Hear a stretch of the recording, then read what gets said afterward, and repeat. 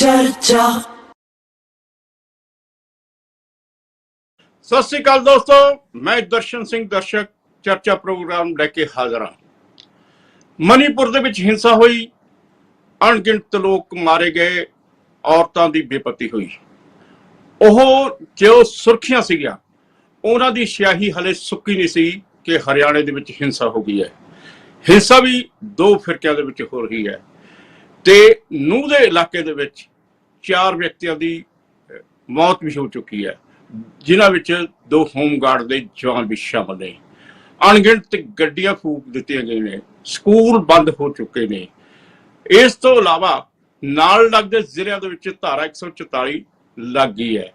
ते ये जो हिंसा हो रही है, इस दे विच 2 फिरके इस गल करके लड़ पैंदे ने क्योंकि एक फिरके वालों एक यात्रा कढ़ी जानी है ते दूजे पासे एक व्यक्ति वालों जिहड़ा कि अपने आप नूं गौ रक्षक कहाउंदा सीगा, उस उत्ते दोष सीगे कि उसने 2 मुस्लिम भाईचारे के नौजवानों नूं साड़ के मार दिता।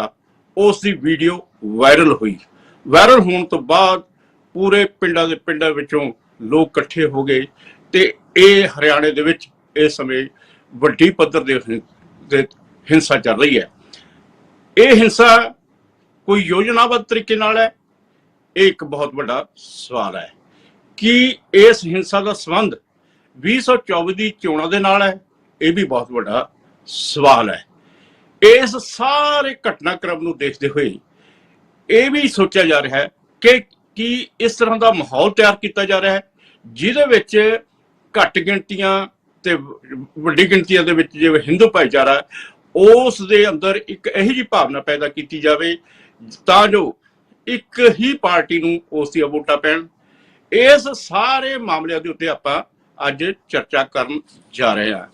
चर्चा करन दे लई ਸਾਡੇ ਵਿੱਚ ਜਿਹੜੇ निरपक्ष पत्रकार के तौर पर सिख चिंतक उपजीत सिंह बराड़ ने, शमिंदर कौर जी साडे स्टूडियो च पहली बार आए ने, साडे इस चर्चा प्रोग्राम च पहले बार आए ने। वो अकाली दल के नाल संबंधित ने, उन्हां दा स्वागत है। सत श्री अकाल शमिंदर जी। इस तरीके दे नाल साडे जसविंदर जी आउंदे रहिंदे ने, कांग्रेस के बुलारे ने। वो इस सारे घटनाक्रम नूं किस तरह लैंदे ने, इस संबंध में भी उन्होंने तो पूछांगे। नाल साडे विच इकबाल सिंह चन्नी जी मौजूद ने, भारतीय जनता पार्टी नाल संबंधित ने। इन्हां दे सूबियां मणिपुर भी इन्हां दा शासन राज है ते इस तरीके नाल हरियाणे दे विच भी इन्हां दा राज है।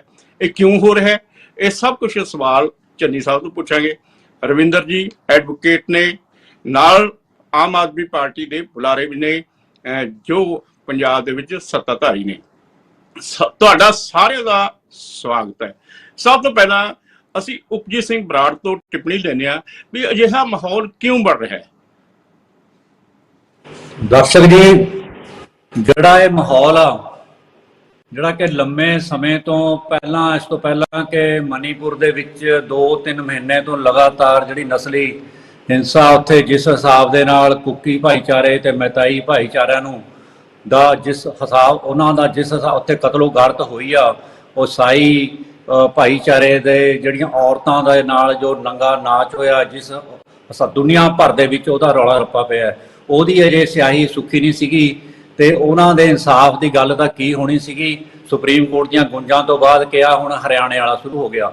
ਇਹ ਵੀ ਕੋਈ ਨਵਾਂ ਕੰਮ ਨਹੀਂ, ਕਿਉਂਕਿ ਜੇਕਰ ਅਸੀਂ ਪਿਛਲੇ ਇਤਿਹਾਸ ਪੜ੍ਹੀਏ ਤਾਂ ਪਿਛਲੇ ਇਤਿਹਾਸ ਤੋਂ ਇੱਕ ਸਬਕ ਮਿਲਿਆ ਸਾਰੀਆਂ ਪਾਰਟੀਆਂ ਨੂੰ ਵੀ ਜਦੋਂ ਬਹੁ ਗਿਣਤੀ ਵੱਲੋਂ ਘੱਟ ਗਿਣਤੀ ਭਾਈ ਜਾਂਦਾ ਤਾਂ ਉਹਨਾਂ ਦੀਆਂ ਵੋਟਾਂ ਉਹਨਾਂ ਨੂੰ ਜ਼ਿਆਦਾ ਤਾਦਾਦ 'ਚ ਪੈਂਦੀਆਂ। ਇਹਦਾ ਤਜਰਬਾ ਪਹਿਲਾਂ 1984 ਦੇ ਵਿੱਚ ਹੋਇਆ, ਜਦੋਂ ਕਿ ਸਿੱਖਾਂ ਦੀ ਨਸਲਕੁਸ਼ੀ ਹੋਈ।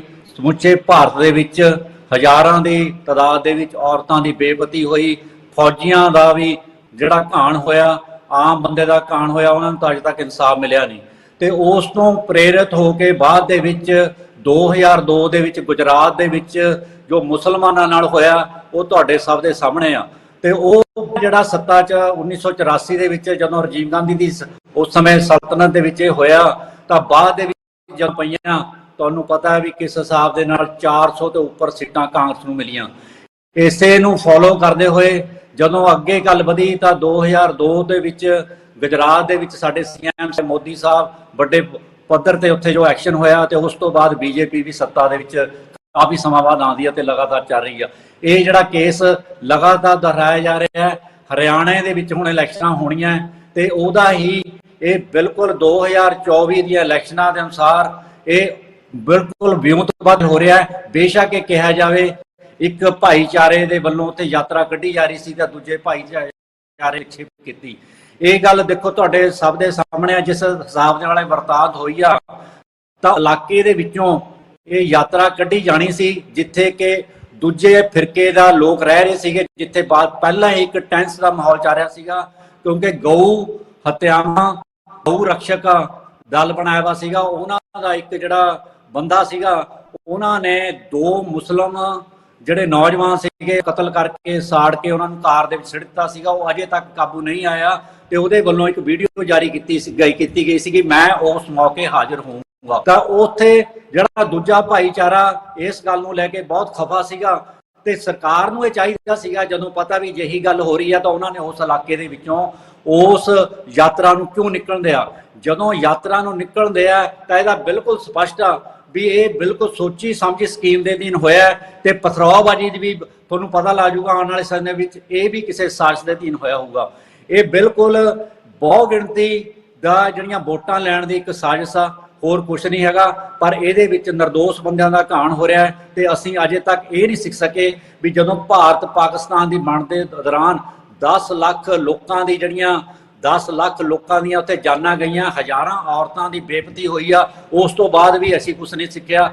ਉਸੇ ਡਿਵਾਈਡ ਐਂਡ ਰੂਲ ਦੇ ਆਧਾਰ ਤੇ ਜਿਹੜਾ ਅੰਗਰੇਜ਼ਾਂ ਨੇ ਅਡਾਪਟ ਕਰਿਆ ਸੀਗਾ ਉਹੀ ਅਸੀਂ ਅਡਾਪਟ ਕਰ ਲਿਆ ਵੀ ਬਹੁ ਗਿਣਤੀ ਨੂੰ ਖੁਸ਼ ਕਰੋ, ਚਾਹੇ ਮੰਦਰ ਬਣਾ ਕੇ ਕਰੋ, ਚਾਹੇ ਮਸਜਿਦਾਂ ਢਾਹ ਕੇ ਕਰੋ, ਜਿਵੇਂ ਮਰਜ਼ੀ ਕਰੋ। ਇਹ ਸਾਰਾ ਸਿਸਟਮ ਆ ਕਿਸੇ ਸਮੇਂ ਦਰਬਾਰ ਸਾਹਿਬ ਤੇ ਅਟੈਕ ਕਰਕੇ ਹੋਇਆ, ਸਿੱਖ ਨਸਲਕੁਸ਼ੀ ਕਰਕੇ ਹੋਇਆ, ਫਿਰ ਬਾਬਰੀ ਮਸਜਿਦ ਆ ਗਈ, ਹੁਣ ਗਿਆਨ ਵਾਪੀ ਮਸਜਿਦ ਦਾ ਵੀ ਰੌਲਾ ਚੱਲ ਰਿਹਾ। ਮੈਂ ਦੱਸਣਾ ਚਾਹੁੰਦਾ ਜਿਹੜੀ ਇਸ ਗੱਲ ਨੂੰ ਪ੍ਰੋੜਤਾ ਕਰਦੀ ਆ ਯੋਗੀ ਆਦਿੱਤਿਆਨਾਥ ਸੀਐਮ ਆ ਯੂਪੀ ਦੇ, ਉਹਨਾਂ ਦੀ ਅੱਜ ਹੀ ਪੰਜਾਬੀ ਟ੍ਰਿਬਿਊਨ ਦੇ ਵਿੱਚ ਖਬਰ ਲੱਗੀ ਵੀ ਆ ਕਿਉਂਕਿ ਗਿਆਨ ਵਾਪੀ ਇੱਕ ਮਸਜਿਦ ਆ ਜਿਹਦਾ ਕਿ ਕੇਸ ਅਦਾਲਤਾਂ ਦੇ ਵਿੱਚ ਚੱਲ ਰਿਹਾ ਹੈ। ਉਹਦੇ ਬਾਰੇ ਉਹਨਾਂ ਨੇ ਕਿਹਾ ਵੀ ਇਹਦੇ ਨਾਲ ਮਸਜਿਦ ਲਾਣਾ ਬੰਦ ਕਰੋ ਨਹੀਂ ਤਾਂ ਵਿਵਾਦ ਪੈਦਾ ਹੋਊਗਾ।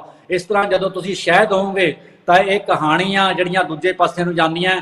ਜਦੋਂ ਜਿਹੜੇ ਨਸਲਕੁਸ਼ੀ ਦੇ ਦੋਸ਼ੀ ਹੁੰਦੇ ਆ ਜਿਵੇਂ ਬਿਕਲਿਸ ਬਾਨੂ ਦਾ ਜਿਹੜਾ ਬਲਾਤਕਾਰ ਹੋਇਆ ਉਹਦੇ ਰੇਪਿਸਟ ਸੀਗੇ, ਉਹਨਾਂ ਨੂੰ ਜਿਵੇਂ 15 ਅਗਸਤ ਸਜ਼ਾਵਾਂ ਤੋਂ ਪਹਿਲਾਂ ਹੀ ਛੱਡਿਆ ਗਿਆ ਤੇ ਜਿਵੇਂ ਉਹਨਾਂ ਦਾ ਸਵਾਗਤ ਕੀਤਾ ਗਿਆ ਉਹ ਸਾਰਾ ਸਿਸਟਮ ਉਹਦੇ ਵਿੱਚ। ਤੁਹਾਡੇ ਕੋਲ ਹਾਜ਼ਰ ਆਪਾਂ ਚੰਨੀ ਸਾਹਿਬ ਆਪਣੇ ਕੋਲ ਬੈਠੇ ਆ, ਆਪਾਂ ਉਹਨਾਂ ਤੋਂ ਜਵਾਬ ਲੈ ਲੈਂਦੇ ਆ। ਚੰਨੀ ਸਾਹਿਬ, ਤੁਸੀਂ ਤੁਹਾਡੀ ਜਿਹੜੀ ਮਨੀਪੁਰ ਦੇ ਵਿੱਚ ਵੀ ਸੱਤਾ ਹੈਗੀ ਹੈ, ਕੇਂਦਰ 'ਚ ਵੀ ਤੁਹਾਡੀ ਸੱਤਾ ਹੈਗੀ ਹੈ, ਇਸੇ ਤਰੀਕੇ ਦੇ ਨਾਲ ਹਰਿਆਣੇ ਦੇ ਵਿੱਚ ਵੀ ਸੱਤਾ ਹੈ। ਜਿਵੇਂ ਬਰਾੜ ਸਾਹਿਬ ਕਹਿ ਰਹੇ ਆ ਵੀ ਚੋਣਾਂ ਦੇ ਮੱਦੇ ਨਜ਼ਰੀਆ ਇਸ ਤਰ੍ਹਾਂ ਦੀਆਂ ਹਿੰਸਾਵਾਂ ਦੀ ਘਟਨਾਵਾਂ ਕਿਉਂ ਵਾਪਰ ਰਹੀਆਂ ਨੇ, ਕਿ ਇਹਨਾਂ ਦਾ ਸਾਰੇ ਦਾ ਸਾਰਾ ਸਿਆਸੀਕਰਨ ਇਸ ਗੱਲ ਕਰਕੇ ਹੋ ਰਿਹਾ ਹੈ ਕਿ ਆਉਣ ਵਾਲੇ ਸਮੇਂ ਦੇ ਵਿੱਚ ਭਾਰਤੀ ਜਨਤਾ ਪਾਰਟੀ ਇੱਕ ਵਾਰ ਫੇਰ ਜਿੱਤਣਾ ਚਾਹੁੰਦੀ ਹੈ ਤੇ ਨਾਲ ਨਾਲ ਹਿੰਦੂ ਵੋਟ ਨੂੰ ਖੁਸ਼ ਕਰਨਾ ਚਾਹੁੰਦੀ ਹੈ। ਦੇਖੋ, ਜਿਹੜੀ ਕੋਈ ਵੀ ਘਟਨਾ ਹੈ ਜਿਹਦੇ ਵਿੱਚ ਕਿਸੇ ਦੀ ਜਾਨ ਜਾਂਦੀ ਹੈ, ਜਾਨੀ ਮਾਲੀ ਨੁਕਸਾਨ ਹੁੰਦਾ ਹੈ, ਉਹ ਸਭ ਦੀ ਭਾਰਤੀ ਜਨਤਾ ਪਾਰਟੀ ਬਿਲਕੁਲ ਨਿੰਦਾ ਕਰਦੀ ਹੈ ਤੇ ਇਹ ਕਿਤੇ ਵੀ ਨਹੀਂ ਇਹੋ ਜਿਹੀ ਘਟਨਾ ਹੋਣੀ ਚਾਹੀਦੀ। ਪਰ ਹਰ ਗੱਲ ਨੂੰ ਆਪਾਂ ਸਾਜ਼ਿਸ਼ ਨਾਲ ਜੋੜ ਦਈਏ, ਮੈਂ ਸਮਝਦਾ ਕਿ ਇਹ ਵੀ ਕੋਈ ਤਰਕ ਵਾਲੀ ਗੱਲ ਨਹੀਂ ਹੈਗੀ। ਜਿੱਥੇ ਮਨੀਪੁਰ 'ਚ ਜੋ ਕੁਝ ਹੋਇਆ ਉੱਥੇ ਇਹ ਅੱਜ ਨਵਾਂ ਨਹੀਂ ਹੋਇਆ। ਉੱਥੇ 2 ਫਿਰਕਿਆਂ ਦੀ ਜਿਹੜੀ ਝਗੜਾ ਹੈ ਉਹ ਕਈ ਦਹਾਕਿਆਂ ਤੋਂ ਚੱਲ ਰਿਹਾ। ਉਹ ਜਿਹੜੀਆਂ ਸਾਜ਼ਿਸ਼ਾਂ ਕਰਨ ਵਾਲੀਆਂ ਬਾਹਰਲੀ ਸ਼ਕਤੀਆਂ ਨੇ ਉਹਨਾਂ ਵੱਲ ਵੀ ਧਿਆਨ ਦੇਣਾ ਚਾਹੀਦਾ। ਇਹ ਨਹੀਂ ਕਿ ਆਪਾਂ ਆਪਣੇ ਦੇਸ਼ ਨੂੰ ਹੀ ਆਪਣੀ ਸਰਕਾਰ ਨੂੰ ਹੀ ਹਰ ਗੱਲ ਦੇ ਦੋਸ਼ੀ ਮੰਨੀਏ। ਉਹ 'ਚ ਕੋਈ ਵੀ ਸਾਜ਼ਿਸ਼ਕਾਰ ਹੋ ਸਕਦਾ ਹੈ, ਉਹਦੀ ਇਨਕੁਆਇਰੀ ਹੋ ਰਹੀ ਹੈ, ਸੁਪਰੀਮ ਕੋਰਟ ਵੀ ਕਰ ਰਹੀ ਹੈ, ਕੇਂਦਰ ਵੀ ਕਰ ਰਿਹਾ ਹੈ ਤੇ ਉਹਦਾ ਪਤਾ ਲੱਗੂ। ਤੇ ਜਿਹੜੀ ਹਰਿਆਣੇ ਦੀ ਗੱਲ ਹੈ, ਹਰਿਆਣੇ 'ਚ ਇਹ ਕਲੀਅਰ ਹੈ, ਸਾਰਿਆਂ ਦੇ ਸਾਹਮਣੇ ਹੈ ਕਿ ਜਿਹੜੀ ਯਾਤਰਾ ਜਾਰੀ ਸੀ ਉਹਦੇ ਉੱਪਰ ਪਥਰਾ ਜਿਹੜੇ ਕਿਹੜੇ ਫਿਰਕੇ ਨੇ ਕੀਤਾ। ਤੇ ਜੇ ਉਹ ਫਿਰਕਾ ਕਰ ਰਿਹਾ ਇਹਦਾ ਮਤਲਬ ਜਿਹੜੀ ਹਿੰਦੂਆਂ ਦੀ ਵੋਟ ਲੈਣੀ ਚਾਹੁੰਦੀ ਹੈ ਉਹ ਉਹਨਾਂ ਦੀ ਮਰਜ਼ੀ ਨਾਲ ਚੱਲ ਰਿਹਾ। ਕੀ ਮੁਸਲਮਾਨ ਹਿੰਦੂ ਬਹੁ ਗਿਣਤੀ ਦੇ ਇਸ਼ਾਰਿਆਂ ਦੇ ਇਹ ਕਾਰਵਾਈ ਕਰ ਰਹੇ ਨੇ? ਮੈਨੂੰ ਇਸ ਗੱਲ ਦੀ ਸਮਝ ਨਹੀਂ ਆਈ ਵੀ ਜੇ ਤਾਂ ਹਿੰਦੂਆਂ ਨੇ ਮੁਸਲਮਾਨਾਂ ਦੇ ਉੱਪਰ ਪਥਰਾ ਕੀਤਾ ਹੁੰਦਾ, ਦੂਜੇ ਫਿਰਕੇ ਪਥਰਾ ਕੀਤਾ ਹੁੰਦਾ, ਫਿਰ ਤਾਂ ਆਪਾਂ ਇਹ ਸੋਚ ਸਕਦੇ ਸੀ ਵੀ ਉਹਨਾਂ ਨੇ ਇਹ ਵੋਟਾਂ ਲੈਣ ਲਈ ਕੀਤਾ। ਪਰ ਪਥਰਾ ਤਾਂ ਦੂਜੇ ਫਿਰਕੇ ਨੇ, ਬਹੁ ਗਿਣਤੀ ਫਿਰਕੇ ਨੇ ਕੀਤਾ ਜਿਸ ਤੋਂ ਇਹ ਝਗੜਾ ਹੋਇਆ ਹੈ। ਇਸ ਲਈ ਹਰ ਗੱਲ ਨੂੰ ਆਪਾਂ ਨੂੰ ਸਾਜ਼ਿਸ਼ ਨਾਲ ਨਹੀਂ ਸੋਚਣਾ ਚਾਹੀਦਾ। ਜਿਹੜੇ ਵੀ ਗਲਤ ਨੇ, ਜਿਨ੍ਹਾਂ ਨੇ ਵੀ ਕੋਈ ਚਾਹੇ ਉਹ ਮਨੀਪੁਰ ਹੈ, ਚਾਹੇ ਉਹ ਹਰਿਆਣਾ ਹੈ, ਉਹ ਜਿੱਥੇ ਵੀ ਜੋ ਵੀ ਕਸੂਰਵਾਰ ਹੈ ਸਭ ਨੂੰ ਸਜ਼ਾ ਮਿਲੂਗੀ, ਹਰ ਤਰ੍ਹਾਂ ਦੀ ਇਨਕੁਆਇਰੀ ਹੋਊਗੀ, ਕਿਸੇ ਨੂੰ ਵੀ ਬਖਸ਼ਿਆ ਨਹੀਂ ਜਾਊਗਾ। ਤੁਸੀਂ ਇਹ ਕਹਿ ਰਹੇ ਹੋ ਵੀ ਕਿ ਜਿਹੜਾ ਹੈਗਾ ਜਿਹੜੇ ਦੋਸ਼ੀ ਨੇ ਉਹਨਾਂ ਨੂੰ ਬਖਸ਼ਿਆ ਨਹੀਂ ਜਾਊਗਾ, ਤੇ ਇਸ ਸੰਬੰਧ ਵਿੱਚ ਜਿਹੜੀ ਸੁਪਰੀਮ ਕੋਰਟ ਦੀ ਟਿੱਪਣੀ ਹੈ, ਅੱਜ ਜਿਹੜੀਆਂ ਖਬਰਾਂ ਆਈਆਂ ਨੇ, ਜਿਹੜੀਆਂ ਸੁਰਖੀ ਬਣੀ ਆ, ਉਹਦੇ ਵਿੱਚ ਇਹ ਗੱਲ ਕਹੀ ਗਈ ਹੈ ਕਿ ਜੋ ਮਨੀਪੁਰ ਦੇ ਵਿੱਚ ਹੋਇਆ ਬਹੁਤ ਹੀ ਘਿਨਾਉਣਾ ਹੋਇਆ। ਤੁਸੀਂ ਇਹ ਕਹਿ ਕੇ ਇਹ ਆਪਣਾ ਪੱਲਾ ਨਹੀਂ ਝਾੜ ਸਕਦੇ ਕਿ ਉੱਥੇ ਬੜੇ ਦਹਾਕਿਆਂ ਤੋਂ ਇਹ ਗੱਲਾਂ ਚੱਲਦੀਆਂ ਆ ਰਹੀਆਂ ਨੇ, ਤੇ ਜੇਕਰ ਸੁਪਰੀਮ ਕੋਰਟ ਨੇ ਇਹ ਗੱਲ ਕਹੀ ਹੈ ਤਾਂ ਉਹਨੇ ਵੀ ਕੋਈ ਸਮਝ ਬੁੱਝ ਕੇ ਗੱਲ ਕੀਤੀ ਹੋਣੀ ਹੈ। ਇਸ ਗੱਲ ਕਰਕੇ ਅਸੀਂ ਕਿਸੇ ਦੇ ਉੱਤੇ ਇਸਦਾ ਦੋਸ਼ ਨਹੀਂ ਦੇ ਸਕਦੇ ਹੈਗੇ। ਹੁਣ ਇੱਕ ਬ੍ਰੇਕ ਦਾ ਸਮਾਂ ਹੋ ਰਿਹਾ ਹੈ, ਲੈਣੇ ਆ ਇੱਕ ਬ੍ਰੇਕ। ਚਰਚਾ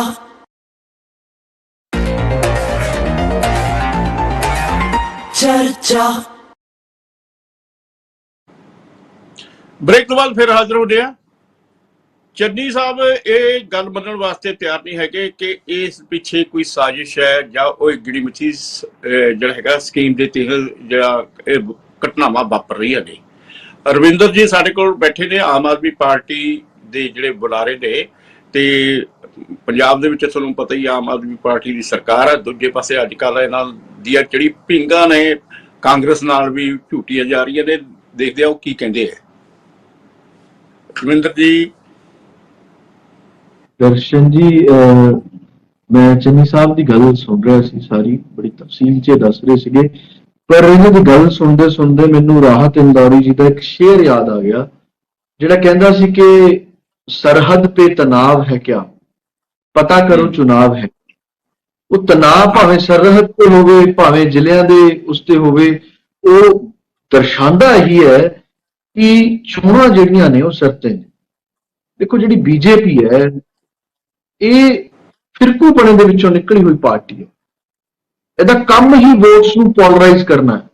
ਭਾਵੇਂ ਉਹ ਜਿਹੜਾ ਅਟੈਕ ਹੋਇਆ ਸੀਗਾ 19 ਦੇ ਵਿੱਚ ਪੁਲਵਾਮਾ ਵਾਲਾ, ਉਹ ਕਰਵਾ ਕੇ ਪਾਕਿਸਤਾਨ ਦੇ ਖਿਲਾਫ ਇੱਕ ਮੂਵਮੈਂਟ ਦਿਖਾ ਕੇ ਹਿੰਦੂ ਵੋਟਸ ਨੂੰ ਪੋਲਰਾਈਜ਼ ਕਰ ਲੇ, ਭਾਵੇਂ ਉਹ ਰਾਮ ਮੰਦਿਰ ਦੇ ਨਾਮ ਦੇ ਉੱਪਰ ਹਿੰਦੂ ਵੋਟਰਸ ਨੂੰ ਪੋਲਰਾਈਜ਼ ਕਰ ਲੇ, ਭਾਵੇਂ ਅਲੱਗ-ਅਲੱਗ ਤਰੀਕੇ ਨਾਲ। ਤੁਸੀਂ ਪੰਜਾਬ ਦੇ ਵਿੱਚ ਵੀ ਦੇਖੋ, ਪੰਜਾਬ ਦਾ ਮਾਹੌਲ ਖਰਾਬ ਕਰਨ ਦੇ ਵਿੱਚ ਸੈਂਟਰ ਦੀ ਸਰਕਾਰ ਨੇ ਕੋਈ ਕਸਰ ਨਹੀਂ ਛੱਡੀ। ਤਾਂ ਆਮ ਆਦਮੀ ਪਾਰਟੀ ਦੀ ਸਰਕਾਰ ਤੇ ਸਰਦਾਰ ਭਗਵੰਤ ਸਿੰਘ ਮਾਨ ਜੀ ਦੀ ਇੱਕ ਸਿਆਣਪ ਸੀਗੀ, ਜਿਸ ਤਰੀਕੇ ਨਾਲ ਉਹ ਸਾਰੇ ਮਾਮਲੇ ਨੂੰ ਹੈਂਡਲ ਕੀਤਾ ਗਿਆ, ਨਹੀਂ ਤਾਂ ਕੋਈ ਕਸਰ ਨਹੀਂ ਸੀ ਛੱਡੀ ਗਈ। ਤੇ ਉਹ ਸਾਰੇ ਸੀਨ ਨੂੰ, ਉਹ ਸਾਰੇ ਪ੍ਰਕਰਣ ਨੂੰ 24 ਦੇ ਇਲੈਕਸ਼ਨਸ ਤੱਕ ਲੈ ਕੇ ਆਣਾ ਸੀਗਾ ਬੀਜੇਪੀ ਨੇ, ਤੇ ਹੁਣ ਉਹਨੂੰ ਭੁਨਾਣਾ ਸੀਗਾ। ਜਿਸ ਤਰੀਕੇ ਦੇ ਨਾਲ ਹਰਿਆਣੇ ਦੇ ਵਿੱਚ ਕੀਤਾ ਜਾ ਰਿਹਾ, ਮਨੀਪੁਰ ਦੇ ਵਿੱਚ ਕੀਤਾ ਜਾ ਰਿਹਾ, ਪੂਰੇ ਦੇਸ਼ ਦੇ ਵਿੱਚ ਕੀਤਾ ਜਾ ਰਿਹਾ। ਭਾਵੇਂ ਤੁਸੀਂ ਧਾਰਾ 370 ਦੀ ਗੱਲ ਲੈ ਲਓ, ਭਾਵੇਂ ਤੁਸੀਂ ਸਿਟੀਜ਼ਨਸ਼ਿਪ ਅਮੈਂਡਮੈਂਟ ਐਕਟ ਦੀ ਗੱਲ ਲੈ ਲਓ, ਭਾਵੇਂ ਹੋਰ ਇਹਨਾਂ ਸਾਰੀਆਂ ਚੀਜ਼ਾਂ ਦੀ ਗੱਲ ਲੈ ਲਓ। ਜਿਹੜੀ ਬੀਜੇਪੀ ਦੀ ਵੋਟ ਰਾਜਨੀਤੀ ਹੈ, ਉਹ ਵੋਟਾਂ ਨੂੰ ਪੋਲਰਾਈਜ਼ ਕਰਨ ਦੀ ਹੈ। ਹਿੰਦੂ ਲੋਕਾਂ ਨੂੰ ਧਰਮ ਦੇ ਨਾਮ ਦੇ ਉੱਪਰ ਡਰਾ ਕੇ, ਲੋਕਾਂ ਨੂੰ ਧਰਮ ਦੇ ਨਾਮ ਦੇ ਉੱਪਰ ਡਰਾ ਕੇ ਵੋਟਾਂ ਨੂੰ ਪੋਲਰਾਈਜ਼ ਕਰਕੇ ਜਿਹੜੀ ਵੋਟ ਲੈਣ ਦੀ ਰਾਜਨੀਤੀ ਹੈ, ਉਹ ਅੱਜ ਕੋਈ ਨਵੀਂ ਨਹੀਂ ਕਰ ਰਹੀ ਬੀਜੇਪੀ, ਬਹੁਤ ਪੁਰਾਣੀ ਕਰਦੀ ਆ ਰਹੀ ਹੈ। ਭਾਵੇਂ ਗੁਜਰਾਤ ਦੰਗਿਆਂ ਦੀ ਗੱਲ ਹੋਵੇ, ਤੇ ਇਹ ਸਾਰਾ ਕੀਤਾ ਕਿਉਂ ਜਾ ਰਿਹਾ ਦਰਸ਼ਨ ਜੀ? ਕਿਉਂਕਿ ਭਾਰਤ ਦੇ ਵਿੱਚ ਜਿਹੜਾ ਇੰਡੀਆ ਵਰਸਸ ਮੋਦੀ ਵਾਲਾ ਕਨਸੈਪਟ ਐਵੋਲਿਊਟ ਹੋਇਆ। ਜਿਹੜਾ ਸਵਾਲ ਕਰ ਰਿਹਾ ਕਿ ਕੀ ਗੱਲ ਭਾਈ, ਤੁਸੀਂ ਤਾਂ ਕਹਿੰਦੇ ਸੀ ਅਸੀਂ 45 ਰੁਪਏ ਨੂੰ ਡੀਜ਼ਲ ਦੇਵਾਂਗੇ, ਡੀਜ਼ਲ ਤਾਂ 90-100 ਰੁਪਏ ਨੂੰ ਪਹੁੰਚਿਆ ਹੋਇਆ, ਪੈਟਰੋਲ 100 ਰੁਪਏ ਕ੍ਰਾਸ ਕਰ ਗਿਆ, 1400-1500 ਰੁਪਏ ਨੂੰ ਸਿਲੰਡਰ ਮਿਲ ਰਿਹਾ। ਆਮ ਲੋਕਾਂ ਦੇ ਸਵਾਲ ਨੇ। ਤੇ ਜਦੋਂ ਸਾਡੀ ਓਲੰਪੀਅਨਸ ਬੀਬੀਆਂ, ਉਹ ਵਿਚਾਰੀਆਂ ਦਿੱਲੀ ਦੇ ਵਿੱਚ ਧਰਨਾ ਲਾ ਕੇ ਬੈਠਦੀਆਂ, ਇੱਕ ਵਾਰ ਵੀ ਗੱਲ ਨਹੀਂ ਸੁਣੀ ਜਾਂਦੀ ਕਿਸ ਲੈਵਲ ਦੇ ਉੱਪਰ ਧੱਕਾ ਜਿਹੜੇ ਇਹਨਾਂ ਦੇ ਵੱਡੇ ਲੀਡਰ ਨੇ ਉਹ ਕਰ ਰਹੇ ਨੇ, ਤੇ ਉਹਨਾਂ ਤੇ ਪਰਚਾ ਕਰਕੇ ਕੈਂਸਲੇਸ਼ਨ ਰਿਪੋਰਟ ਸੁਪਰੀਮ ਕੋਰਟ ਕਹਿੰਦਾ ਕਿ ਨਹੀਂ ਭਰੀ ਜਾ ਸਕਦੀ। ਇਹੋ ਜਿਹੇ ਹੀਨੀਅਸ ਕ੍ਰਾਈਮਸ ਦੇ ਵਿੱਚ ਕੈਂਸਲੇਸ਼ਨ ਰਿਪੋਰਟ ਭਰਵਾਉਂਦੇ ਨੇ। ਕਿਸ ਤਰੀਕੇ ਦੇ ਨਾਲ ਜਦੋਂ ਇਹ ਸਵਾਲ, ਵੱਡੇ ਸਵਾਲ ਆਮ ਲੋਕਾਂ ਦੇ ਜਿਹਨ ਚਾਹੁੰਦੇ ਆ, ਤਾਂ ਉਹਨਾਂ ਨੂੰ ਦੂਰ ਕਰਨ ਵਾਸਤੇ, ਉਹਨਾਂ ਸਾਰੀ ਗੱਲਾਂ ਤੋਂ ਧਿਆਨ ਭਟਕਾਉਣ ਵਾਸਤੇ ਮਨੀਪੁਰ ਵਰਗੇ ਇਸ਼ੂ ਨੂੰ ਕ੍ਰੀਏਟ ਕੀਤਾ ਜਾਂਦਾ। ਆ ਜਿਹੜਾ ਹਰਿਆਣੇ ਦੇ ਵਿੱਚ ਹੋਇਆ, ਇਦਾਂ ਦੇ ਇਸ਼ੂਜ਼ ਨੂੰ ਕ੍ਰੀਏਟ ਕੀਤਾ ਜਾਂਦਾ, ਤਾਂ ਕਿ ਮੇਨ ਤੁਸੀਂ ਮੋਦੀ ਸਾਹਿਬ ਕਹਿੰਦੇ ਨੇ ਆਪਣੀ ਸਪੀਚ ਦੇ ਵਿੱਚ ਕਿ ਤੀਜੀ ਵੱਡੀ ਅਰਥ ਵਿਵਸਥਾ ਬਣਾ ਦਾਂਗੇ, ਪਰ ਤੀਜੀ ਵੱਡੀ ਅਰਥ ਵਿਵਸਥਾ ਬਣਨ ਦੇ ਨਾਲ ਨਾਲ ਭਾਰਤ ਦੀ ਜਿਹੜੀ ਪਰ ਕੈਪੀਟਾ ਇਨਕਮ ਘਟ ਰਹੀ ਹੈ, ਪ੍ਰਤੀ ਵਿਅਕਤੀ ਆਏ ਘਟ ਰਹੀ ਹੈ, ਉਹਦੇ ਉੱਪਰ ਕਦੀ ਚਰਚਾ ਨਹੀਂ ਕਰਦੇ। ਜਿਹੜੀ ਬੇਰੋਜ਼ਗਾਰੀ ਦੀ ਦਰ ਉਹ 25% ਤੱਕ ਪਹੁੰਚ ਗਈ ਹੈ, ਉਹਦੇ ਉੱਪਰ ਕੋਈ ਗੱਲ ਨਹੀਂ ਕਰਦੇ ਹੈਗੇ। ਇਹਨਾਂ ਸਾਰੇ ਵੱਡੇ ਸਵਾਲਾਂ ਤੋਂ ਧਿਆਨ ਭਟਕਾਉਣ ਦੇ ਲਈ ਤੇ ਫਿਰਕੂਪਣੇ ਵਾਲੀ ਰਾਜਨੀਤੀ ਕਰਨ ਵਾਸਤੇ ਇਹੋ ਜਿਹੇ ਇਵੈਂਟਸ ਨੂੰ ਬਹੁਤ ਪਲਾਨਡ ਤਰੀਕੇ ਨਾਲ ਕੀਤਾ ਜਾਂਦਾ ਹੈ। ਤੁਸੀਂ ਦੇਖੋ 8ਵਾਂ ਮਹੀਨਾ ਸ਼ੁਰੂ ਹੋ ਗਿਆ ਤੇ 5 ਤੇ 6 ਤੇ 5 11 ਮਹੀਨੇ ਰਹਿ ਗਏ ਇਲੈਕਸ਼ਨ ਨੂੰ। ਇਹਨਾਂ ਸਾਰੀਆਂ ਚੀਜ਼ਾਂ ਨੂੰ 4-5 ਮਹੀਨੇ ਤੱਕ ਪੀਕ ਤੇ ਲਿਜਾ ਕੇ ਇਲੈਕਸ਼ਨ ਦੇ ਵਿੱਚ ਇਹਨਾਂ ਨੂੰ ਉਹ ਕੀਤਾ ਜਾਏਗਾ, ਤਾਂ ਕਿ ਤੁਸੀਂ ਇੱਕ ਹੋਰ ਦੇਖੋ, ਸਭ ਤੋਂ ਵੱਡੀ ਗੱਲ, ਜਿਹੜੇ ਇੰਡੀਆ ਦੇ 15 ਤੋਂ 20 ਐਮਪੀਜ਼ ਸੰਜੇ ਸਿੰਘ ਜੀ ਦੀ ਬਰਖਾਸਤਗੀ ਨੂੰ ਲੈ ਕੇ ਉੱਥੇ ਸੰਸਦ ਦੇ ਬਾਹਰ ਧਰਨਾ ਲਾਈ ਬੈਠੇ ਨੇ, ਉਸ ਦੀ ਚਰਚਾ ਖਤਮ ਹੋ ਜਾਣੀ ਹੈ ਸਾਰੀ ਨੈਸ਼ਨਲ ਮੀਡੀਆ ਦੇ ਵਿੱਚੋਂ। ਕਿਉਂ? ਕਿਉਂਕਿ ਇਦਾਂ ਦੀ ਚੀਜ਼ਾਂ ਦੇ ਉੱਪਰ ਅਸੀਂ ਸਵਾਲ ਤੇ ਜਵਾਬ ਕਰਵਾਣੇ ਆ, ਤਾਂ ਕਿ ਨੈਸ਼ਨਲ ਮੀਡੀਆ ਦੇ ਵਿੱਚ ਜਿਹੜੇ ਕੌਨਕਰੀਟ ਕੁਐਸਚਨਸ ਨੇ ਉਹ ਨਾ। ਰਵਿੰਦਰ ਜੀ, ਤੁਸੀਂ ਕਹਿਣਾ ਚਾਹੁੰਦੇ ਹੋ ਕਿ ਜਿਹੜੇ ਸਵਾਲ ਪੂਰੇ ਹਿੰਦੁਸਤਾਨ ਦੇ ਵਿੱਚ ਇਸ ਸਮੇਂ ਉੱਠ ਰਹੇ ਨੇ, ਜਿਹੜੇ ਮੁੱਦੇ ਉੱਠ ਰਹੇ ਨੇ, ਉਹਨਾਂ ਮੁੱਦਿਆਂ ਨੂੰ ਉੱਤੇ ਪਰਦਾ ਪਾਉਣ ਦੇ ਲਈ ਅਜਿਹੀਆਂ ਘਟਨਾਵਾਂ ਵਾਪਰ ਰਹੀਆਂ ਨੇ ਜਿਸ ਦੇ ਨਾਲ ਲੋਕਾਂ ਦਾ ਧਿਆਨ ਹੋਰ ਪਾਸੇ ਭਟਕ ਸਕੇ। ਆਪਣੇ ਕਾਂਗਰਸ ਦੇ ਜਿਹੜੇ ਬੁਲਾਰੇ ਨੇ ਉਹਨਾਂ ਨੂੰ ਆਪਾਂ ਪੁੱਛਦੇ ਹਾਂ ਕਿ ਤੁਸੀਂ ਰਵਿੰਦਰ ਜੀ ਦੇ ਨਾਲ ਸਹਿਮਤ ਹੋ ਕਿ ਖਾਸ ਤੌਰ ਤੇ ਜਿਹੜੇ ਮੁੱਦੇ ਨੇ ਉਹਨਾਂ ਦਾ ਮਤਲਬ ਉਹਨਾਂ ਨੂੰ ਭਟਕਾਉਣ ਦੇ ਵਾਸਤੇ ਅਜਿਹਾ ਕੁਝ ਕੀਤਾ ਜਾ ਰਿਹਾ ਹੈ? ਦੇਖੋ ਜੀ ਦਰਸ਼ਕ ਜੀ, ਜੇ ਅਸੀਂ ਭਾਰਤੀ ਜਨਤਾ ਪਾਰਟੀ ਦੇ ਪਿਛੋਕੜ ਤੇ ਨਜ਼ਰ ਮਾਰੀਏ ਤਾਂ ਇਹਨਾਂ ਦਾ ਕੰਮ ਹੀ ਫੁੱਟ ਪਾਓ ਤੇ ਰਾਜ ਕਰੋ ਦੀ ਨੀਤੀ ਦੇ ਤਹਿਤ ਕੰਮ ਕਰਨਾ ਹੈ। ਇਹ ਜਿਹੜੀ ਇਹਨਾਂ ਦੀ ਪੇਰੈਂਟਲ ਪਾਰਟੀ ਹੈ RSS, ਇਹ 1925 ਦੇ ਵਿੱਚ ਬਣੀ ਸੀ। KB ਹੈਡਗੇਵਾਰ ਇਹਦੇ ਸੰਸਥਾਪਕ ਸੀ ਤੇ ਅੰਗਰੇਜ਼ਾਂ ਦੇ ਫੰਡਾਂ ਦੇ ਨਾਲ ਇਹ RSS ਚੱਲਦੀ ਸੀ ਉਦੋਂ। ਇਹਨਾਂ ਦਾ ਕੰਮ ਹੀ ਪ੍ਰਚਾਰ ਕਰਨਾ ਇਸ ਗੱਲ ਦਾ ਵੀ ਹਿੰਦੂਆਂ ਨੂੰ ਲੜਾਉਣਾ, ਮੁਸਲਮਾਨਾਂ ਦੇ ਨਾਲ ਲੜਾਉਣਾ, ਫਿਰ ਦਲਿਤਾਂ ਦੇ ਖਿਲਾਫ ਪ੍ਰਚਾਰ ਕਰਨਾ, ਔਰਤ ਜਾਤੀ ਦੇ ਖਿਲਾਫ ਪ੍ਰਚਾਰ ਕਰਨਾ। ਇਹ ਇਸ ਤਰ੍ਹਾਂ ਦਾ ਸ਼ੁਰੂ ਤੋਂ ਇਹਨਾਂ ਦਾ ਕੰਮ ਸੀ। ਤੇ ਆਜ਼ਾਦੀ ਤੋਂ ਬਾਅਦ 1948 ਚ ਜਦੋਂ ਮਹਾਤਮਾ ਗਾਂਧੀ ਜੀ ਦੀ ਹੱਤਿਆ ਹੋਈ ਹੈ, ਉਦੋਂ ਤੋਂ ਇਹਦੇ ਤੇ ਬੈਨ ਲੱਗ ਗਿਆ ਸੀ RSS ਤੇ। 1948 ਤੋਂ ਲੈ ਕੇ 1952 ਤੱਕ ਇਹ ਤੇ ਬੈਨ ਰਿਹਾ RSS ਤੇ। ਫਿਰ ਇਹਨਾਂ ਨੇ ਇਹ ਕਹਿ ਕੇ ਬੈਨ ਖਲਵਾਇਆ ਸੀ ਕਿ ਅਸੀਂ ਸਿਰਫ ਸਮਾਜਿਕ ਗਤੀਵਿਧੀਆਂ ਕਰਾਂਗੇ, ਕੋਈ ਰਾਜਨੀਤਿਕ ਗਤੀਵਿਧੀ ਨਹੀਂ ਕਰਦੇ।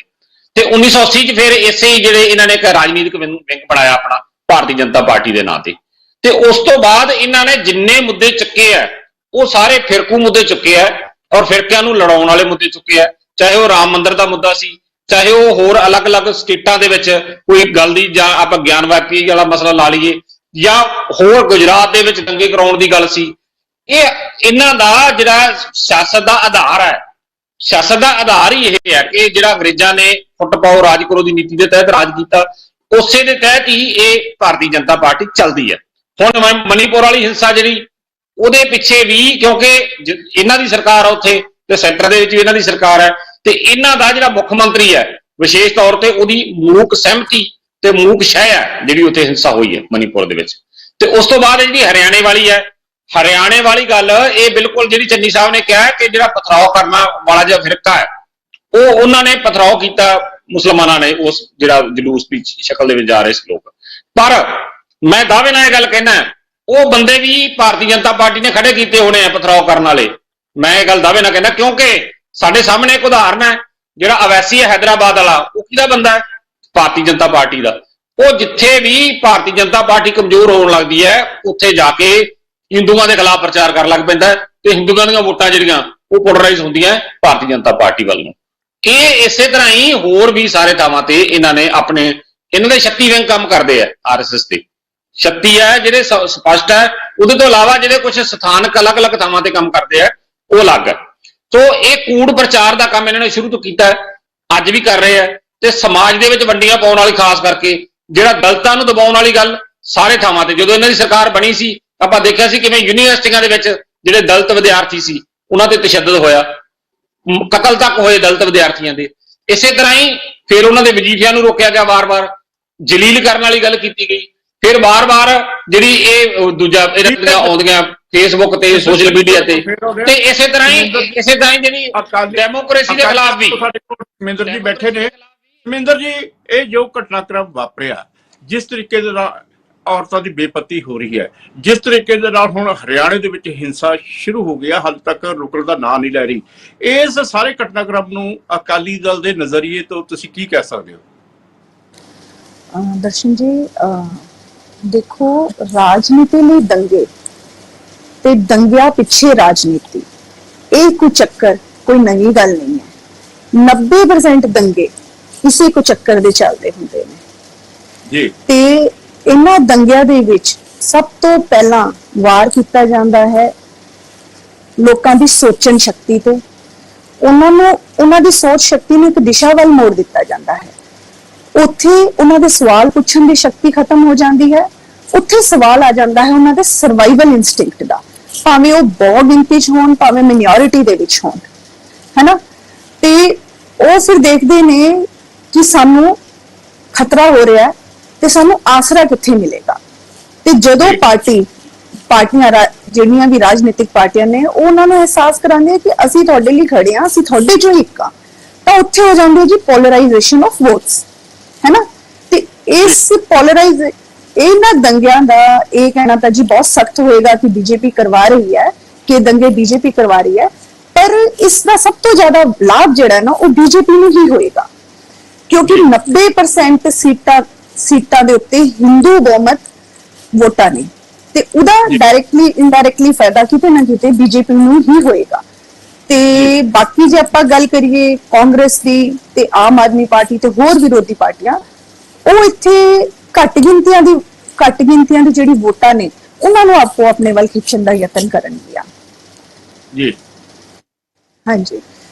ਤੇ ਹੁਣ ਜੇ ਆਪਾਂ ਗੱਲ ਕਰੀਏ ਮਨੀਪੁਰ ਕ੍ਰਾਈਮ ਦੀ, ਹੈ ਨਾ, ਮਨੀਪੁਰ 'ਚ ਜੋ ਹੋਇਆ ਘਟਨਾ 'ਚ, ਬਹੁਤ ਹੀ ਹੀਨੀਅਸ, ਬਹੁਤ ਹੀ ਮੰਦਭਾਗੀ, ਸ਼ੇਮਫੁਲ ਘਟਨਾ ਹੈ ਜੋ ਨਹੀਂ ਹੋਣੀ ਚਾਹੀਦੀ। ਇਹ ਜੇ ਆਰਗੇਨਾਈਜ਼ਡ ਕ੍ਰਾਈਮਸ ਦੀ, ਹੈ ਨਾ, ਜਿੰਨੀ ਵੀ ਨਿੰਦਾ ਕੀਤੀ ਜਾਵੇ, ਮਤਲਬ ਆਪਾਂ ਇਹ ਕਵਾਂਗੇ ਕਿ ਹੋਣਾ ਹੀ ਨਹੀਂ ਚਾਹੀਦਾ ਔਰਤਾਂ ਪ੍ਰਤੀ ਐਸਾ ਕ੍ਰਾਈਮ, ਹੈ ਨਾ। ਇਹ ਇੱਕ ਸ਼ਰਮਨਾਕ ਘਟਨਾ ਹੈ ਤੇ ਧੱਬਾ ਹੈ, ਇਹ ਹਮੇਸ਼ਾ ਹੀ ਰਹੇਗਾ।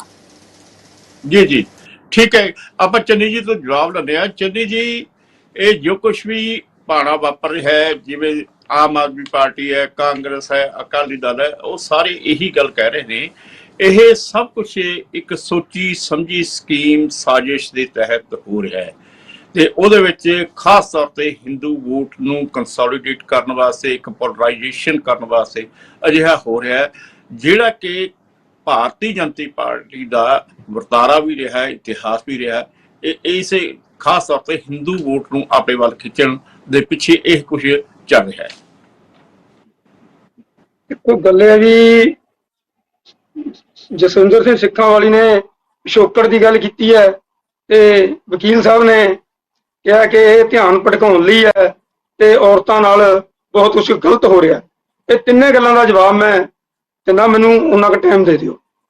ਜੀ। ਸਿੱਖਾਂ ਵਾਲੇ ਵੀ ਕਹਿ ਰਹੇ ਨੇ ਪਿਛੋਕੜ ਜਿਹੜਾ ਭਾਰਤੀ ਜਨਤਾ ਪਾਰਟੀ ਦਾ ਹੈ ਉਹ ਕ੍ਰਿਮੀਨਲ ਹੈ।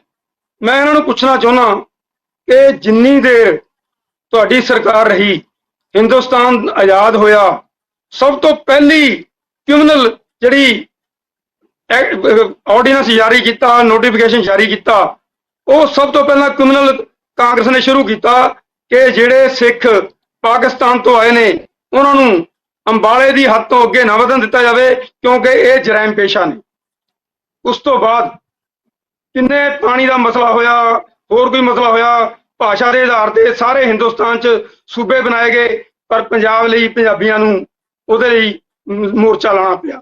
ਉਸ ਤੋਂ ਬਾਅਦ 84 'ਚ ਜੋ ਕੁਝ ਹੋਇਆ, ਉਹ ਕਿਸ ਮੂੰਹ ਨਾਲ ਕਾਂਗਰਸ ਇਹ ਕਹਿ ਸਕਦੀ ਹੈ ਕਿ ਭਾਰਤੀ ਜਨਤਾ ਪਾਰਟੀ ਕ੍ਰਿਮੀਨਲ ਤਰੀਕੇ ਨਾਲ ਚੱਲਦੀ ਹੈ? ਇਸ ਤੋਂ ਵੱਡੀ ਕ੍ਰਿਮੀਨਲ ਕੀ ਗੱਲ ਹੋ ਸਕਦੀ ਹੈ ਕਿ ਹਿੰਦੁਸਤਾਨ ਦੇ ਕੋਈ ਕੋਨਾ ਨਹੀਂ ਛੱਡਿਆ ਜਿੱਥੇ ਸਿੱਖਾਂ ਦੀ ਨਸਲਕੁਸ਼ੀ ਨਹੀਂ ਕੀਤੀ। ਉਹ ਕੀ ਕ੍ਰਿਮੀਨਲ ਨਹੀਂ ਸੀ ਉਹ, ਜਾਂ ਭਾਰਤੀ ਜਨਤਾ ਪਾਰਟੀ ਕ੍ਰਿਮੀਨਲ ਸੀ?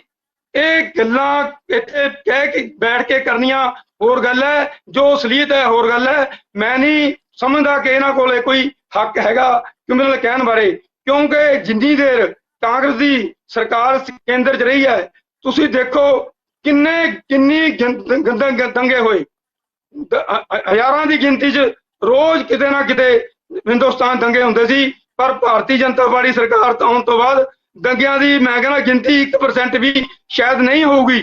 ਤੇ ਹੁਣ ਮੈਂ ਉਹਨਾਂ ਆਪ ਵਾਲੇ ਬੁਲਾਰੇ ਸਾਹਿਬ ਦੀ ਗੱਲ ਤੇ ਇਹ ਕਹਿੰਦੇ ਨੇ ਕਿ ਔਰਤਾਂ ਦੇ ਖਿਲਾਫ ਜੁਰਮ।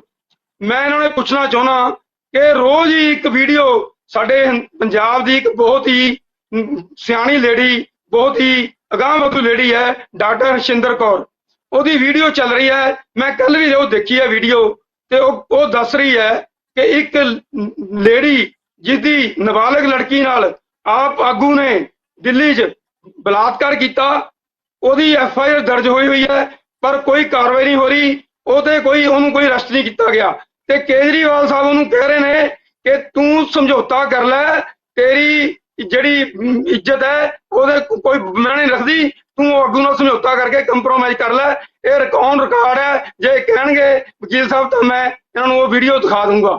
ਅੱਗੋਂ ਗੱਲ ਰਹੀ ਜਿਹੜੀ ਇਹ ਗੱਲ ਕਹਿੰਦੇ ਨੇ ਕਿ ਜੀ ਇਹ ਧਿਆਨ ਭਟਕਾਉਣ ਲਈ, ਮੈਂ ਸਮਝਦਾ ਕਿ ਜਿਹੜੀ ਇਹ ਪਾਲਿਸੀ ਤੇ ਆਮ ਆਦਮੀ ਪਾਰਟੀ ਸਰਕਾਰ ਬਣੀ, ਇਹ ਸ਼ੁਰੂ ਤੋਂ ਹੀ ਇਹ ਝੂਠ ਦੇ ਸਿਰ ਤੇ ਚੱਲੀ, ਤੇ ਅੱਜ ਵੀ ਇਹ ਝੂਠ ਦੇ ਸਿਰ ਤੇ ਸਾਰੀ ਜਿਹੜੀ ਪੋਲਿਟਿਕਸ ਹੈ ਉਹ ਕਰ ਰਹੇ ਨੇ।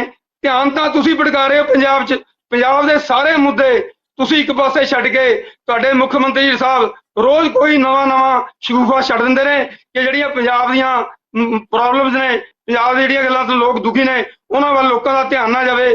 ਕਦੀ ਉਹ BMW ਦੀ ਗੱਲ ਕਰਦੇ ਨੇ, ਕਦੀ ਉਹ ਲਾਰੈਂਸ ਬਿਸ਼ਨੋਈ ਦੀ ਗੱਲ ਕਰਦੇ ਨੇ, ਕਦੀ ਉਹ ਚੰਨੀ ਸਾਹਿਬ ਇਹ ਠੀਕ ਹੈ ਕਿ ਪੰਜਾਬ ਦੇ ਵਿੱਚ ਇਹ ਸਾਰਾ ਕੁਝ ਹੋ ਰਿਹਾ ਹੈ, ਪਰ ਆਪਾਂ ਜੇਕਰ ਮੌਜੂਦਾ ਪ੍ਰਸਥਿਤੀਆਂ ਦੇ ਉੱਤੇ ਗੱਲਬਾਤ ਕਰੀਏ, ਉਹਦੇ ਵਿੱਚ ਇਹੀ ਹੈ ਕਿ ਇਹ ਜੋ ਹਿੰਸਾ ਵਾਪਰ ਰਹੀ ਹੈ, ਚਾਹੇ ਮਨੀਪੁਰ ਹੈ, ਚਾਹੇ ਉਹ ਹਰਿਆਣਾ, ਇਹ ਬਹੁਤ ਮੰਦਭਾਗਾ ਹੈ। ਤੇ ਜੇਕਰ ਇਹ ਸਿਆਸਤ ਤੋਂ ਪ੍ਰੇਰਿਤ ਹੈ ਤੇ ਇਹ ਹੋਰ ਵੀ ਜ਼ਿਆਦਾ ਮੰਦਭਾਗਾ ਹੈ। ਤੇ ਇਸ ਸੰਬੰਧ ਵਿੱਚ ਆਪਾਂ ਹੋਰ ਅੱਗੇ ਗੱਲਬਾਤ ਕਰਾਂਗੇ। ਹੁਣ ਲੈਂਦੇ ਹਾਂ ਇੱਕ ਬ੍ਰੇਕ। ਚਰਚਾ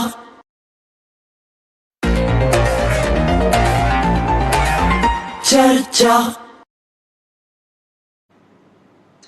ਬ੍ਰੇਕ ਤੋਂ ਬਾਅਦ ਫਿਰ ਹਾਜ਼ਰ ਹੁੰਦੇ ਆ।